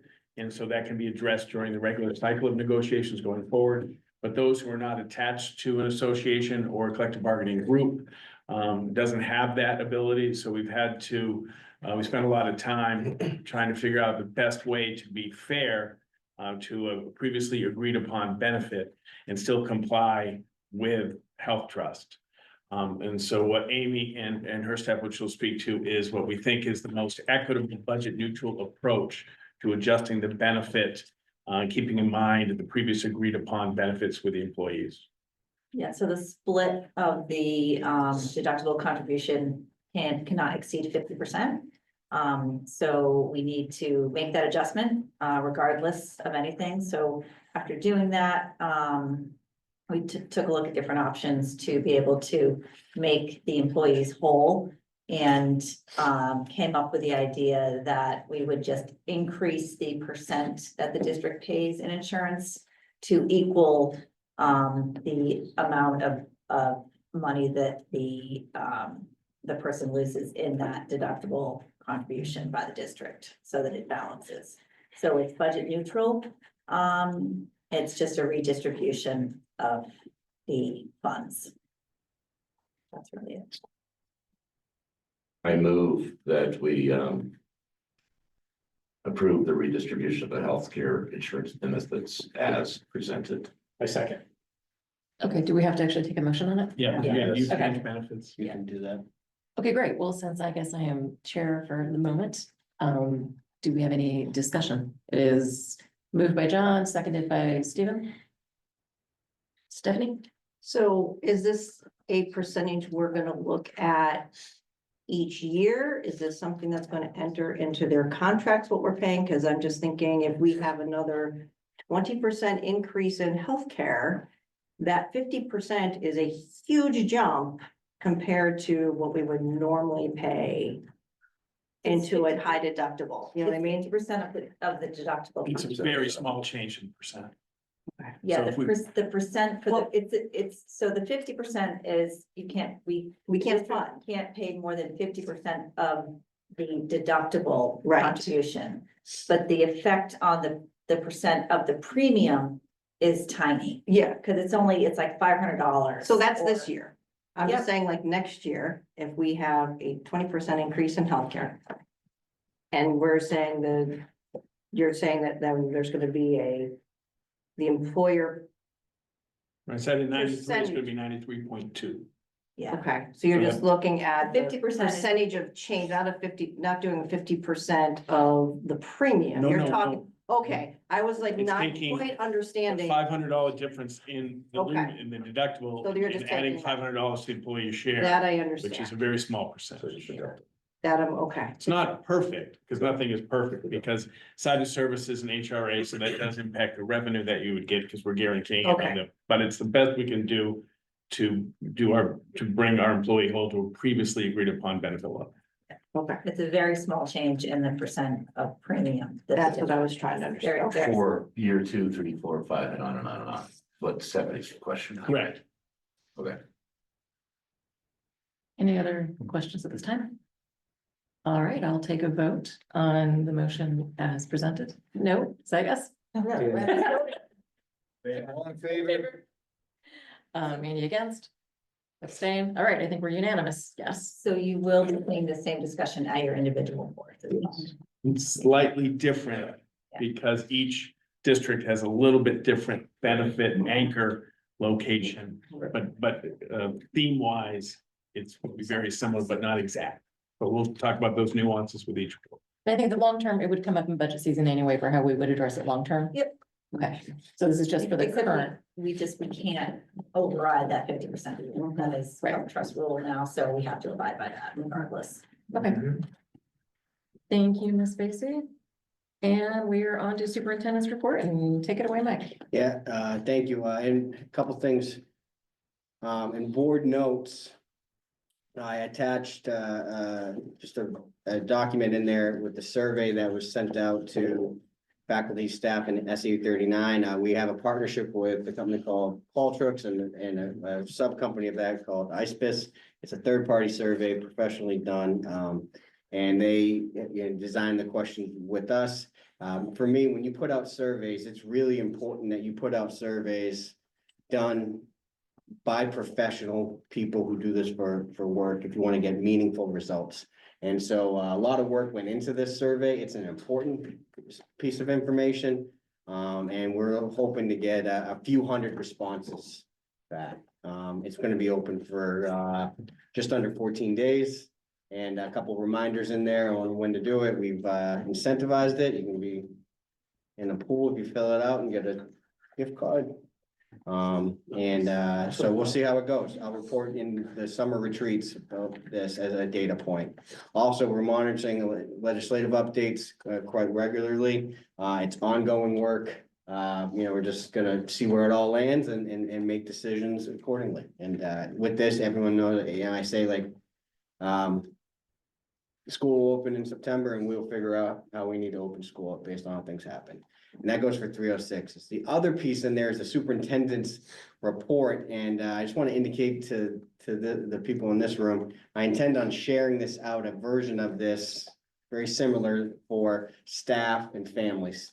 Here's the thing, like we very easily get caught up in some of the things that we don't do as well as we want to do, or we have some systems and structures that don't make sense. But I need to let everyone in this room, we have a very good SAU. We have very good schools. We have very good staff. We have very good administrators. We're gonna be under contract through FY 28, who do really good work on a regular basis. And there's a lot to be proud of. And I've talked to some people like, I don't hear the negative from internal sources. I don't have, issues with the, unions and a lot of work stuff. It's very collaborative. We work with the leadership of each buildings. We are aligned to the framework. I have very minimal parent complaints and concerns to my office, and principals have your average, right? There's a lot of good things happening, and I need to keep people, in the spirit of, there's a narrative out there that we might not be as good as we want to be, and I'm fair with constant request for improving, but also I want to appreciate the really good work that happens. And be wary of the insatiability of there's always something else that we have to go that's super urgent. There's things that we can do better, but man, there is a ton of good work happening. You all got varied versions of presentations. You've got the literacy presentation, you've got the math presentation, you've had science presentations. We're organized. You have people working really hard. The end of the year events are coming together really nicely. The partnership with the PTA is strong in various buildings. Mr. Lecklider is up in MV, like really a visible presence for that community. There's just a lot of good things happening. I hope this report echoes that. And, at the bottom, I talk about being, relentlessly hopeful and optimistic. And I talk about that with our leadership team. And if we're not, who else is going to be? And so I think as board members, I encourage you to be relentlessly optimistic as well. All right, and the last thing I would tell you, like, one of my jobs as superintendent is managing work and life and the balance and the meeting schedules. And I'm going to say this to you, and I say this to Amy and Steve and principals. We cannot continue to have 2 3-hour meetings, 2 to 3 hour meetings on a regular basis. And that's not healthy for anyone. It's not healthy for our work and our productivity. It's not healthy for our energy leveling. It's not healthy for our home life. And we have to find ways to create agendas and have conversations that help us. I know it's all important work, but there's a whole year to do the work. And I wouldn't be doing my job as the superintendent to keep everyone reminded of that. And I talk often, like with Amy, and I gotta, use her as an example. Amy will easily sit in on Thursdays, 2 to 3 hour meetings a day as we work and do the work around here. It's just something we have to be mindful of. And I think of the committee work, and, I joke sometimes, I'm like, hey, certain board members could be on the payroll. They're doing so much committee work and so much communication. We have to be mindful of it. And I just encourage you to think about that as board members. And it's for everyone's best interest, not because we don't want to do our job or skirt our responsibilities or kick things down the road. It's about the work will be there, and we just got to be very proactive in that. And I'll say that to you. It's food for thought. And just think about it as we work. All right. I appreciate that, everybody. And I enjoy it. It's a privilege, and I tell people often, it's a get-to place. Being the superintendent of Amherst and Mount Vernon is a get-to job. And I have a lot of pride in it. I have a lot of pride in the work that we do. And I appreciate the partnership and the work with all the boards and all the people I get to work with. So there is that. I'll take any questions or comments if we do. Jim and Steve. No, I appreciate the report, Mike. The only thing I would ask is, this report reads so glowingly that it'd be great if we could just have a section of like, what's working, what's not working. Because we know there's, as great as things are, we know there's probably things not working. Well, I did reference transportation. Fair enough. But no, I hear you. That's all. I'm with you. That's all, yeah. Steven? I want to say that I was actually really happy to read this report because it properly reflects some of the comments that we talked about at our Sohegan meeting last month about recognizing the great things and the outstanding things, so community members understand what's really going on behind the scenes. And the second paragraph is the one that actually resonated most, specifically your last line. I'm grateful for the amount of time given to the Amherst Mount Vernon communities beyond their contracted time. And when I read that, I immediately thought of something that you just mentioned with Tom Lecklider coming up to the good old spring gala and joining in the pie eating contest. And let me tell you, seeing one of your administrators with blueberry pie all over his face, kids and the community members are like, who's that guy? He's our principal. And it's a source of pride, and that stuff goes. so far, and the appreciation that communities actually have for your staff, it's second to none, it really is. And I just think that, bodes well to the people that you have working for you, and I'm really happy to see that you're recognizing that, so thank you. Yeah, no, people do work, they're not, all the big principals are, pretty dedicated weekends and nights, and we're lucky. And I'm lucky to work with them, so I appreciate you acknowledge that. Tom spent maybe 8 hours up there. Yeah. You know? And did everything. So, any other comments or questions I'll take? All right, appreciate it. Thanks, everybody. So at this time, we're open for public comment 2 of 2. There is no one still here. Anyone online? There's people online, but no hands up at this moment. All right. Well then, before we adjourn, I do believe we have a need for non-public. So can I have a motion to go into non-public under 91A:32C, reputation, A, compensation related to benefits, and I, safety. I don't think you have to do the comp, because we made that vote, that was there. Okay, then we will cancel A. You We're with me? only gonna go for C and I. So moved. Thank you, Mr. Second. And thank you, Mr. O'Keefe and Ms. Gascoigne. And I believe we just vote. You go. All right, all in favor? Oh, you still have to roll call. Glover, yes. Almost had me I there. thought your voting was. Well, yes, we haven't had any roll calls tonight. I appreciate all of you being here in person tonight. Mr. Glover, Glover, yes. Henry. Run, yes. Treasurer, yes. Rogers, yes. Beam, yes. Peters, yes. Yes. Yes. White, yes. Gascoigne, yes. Yeah.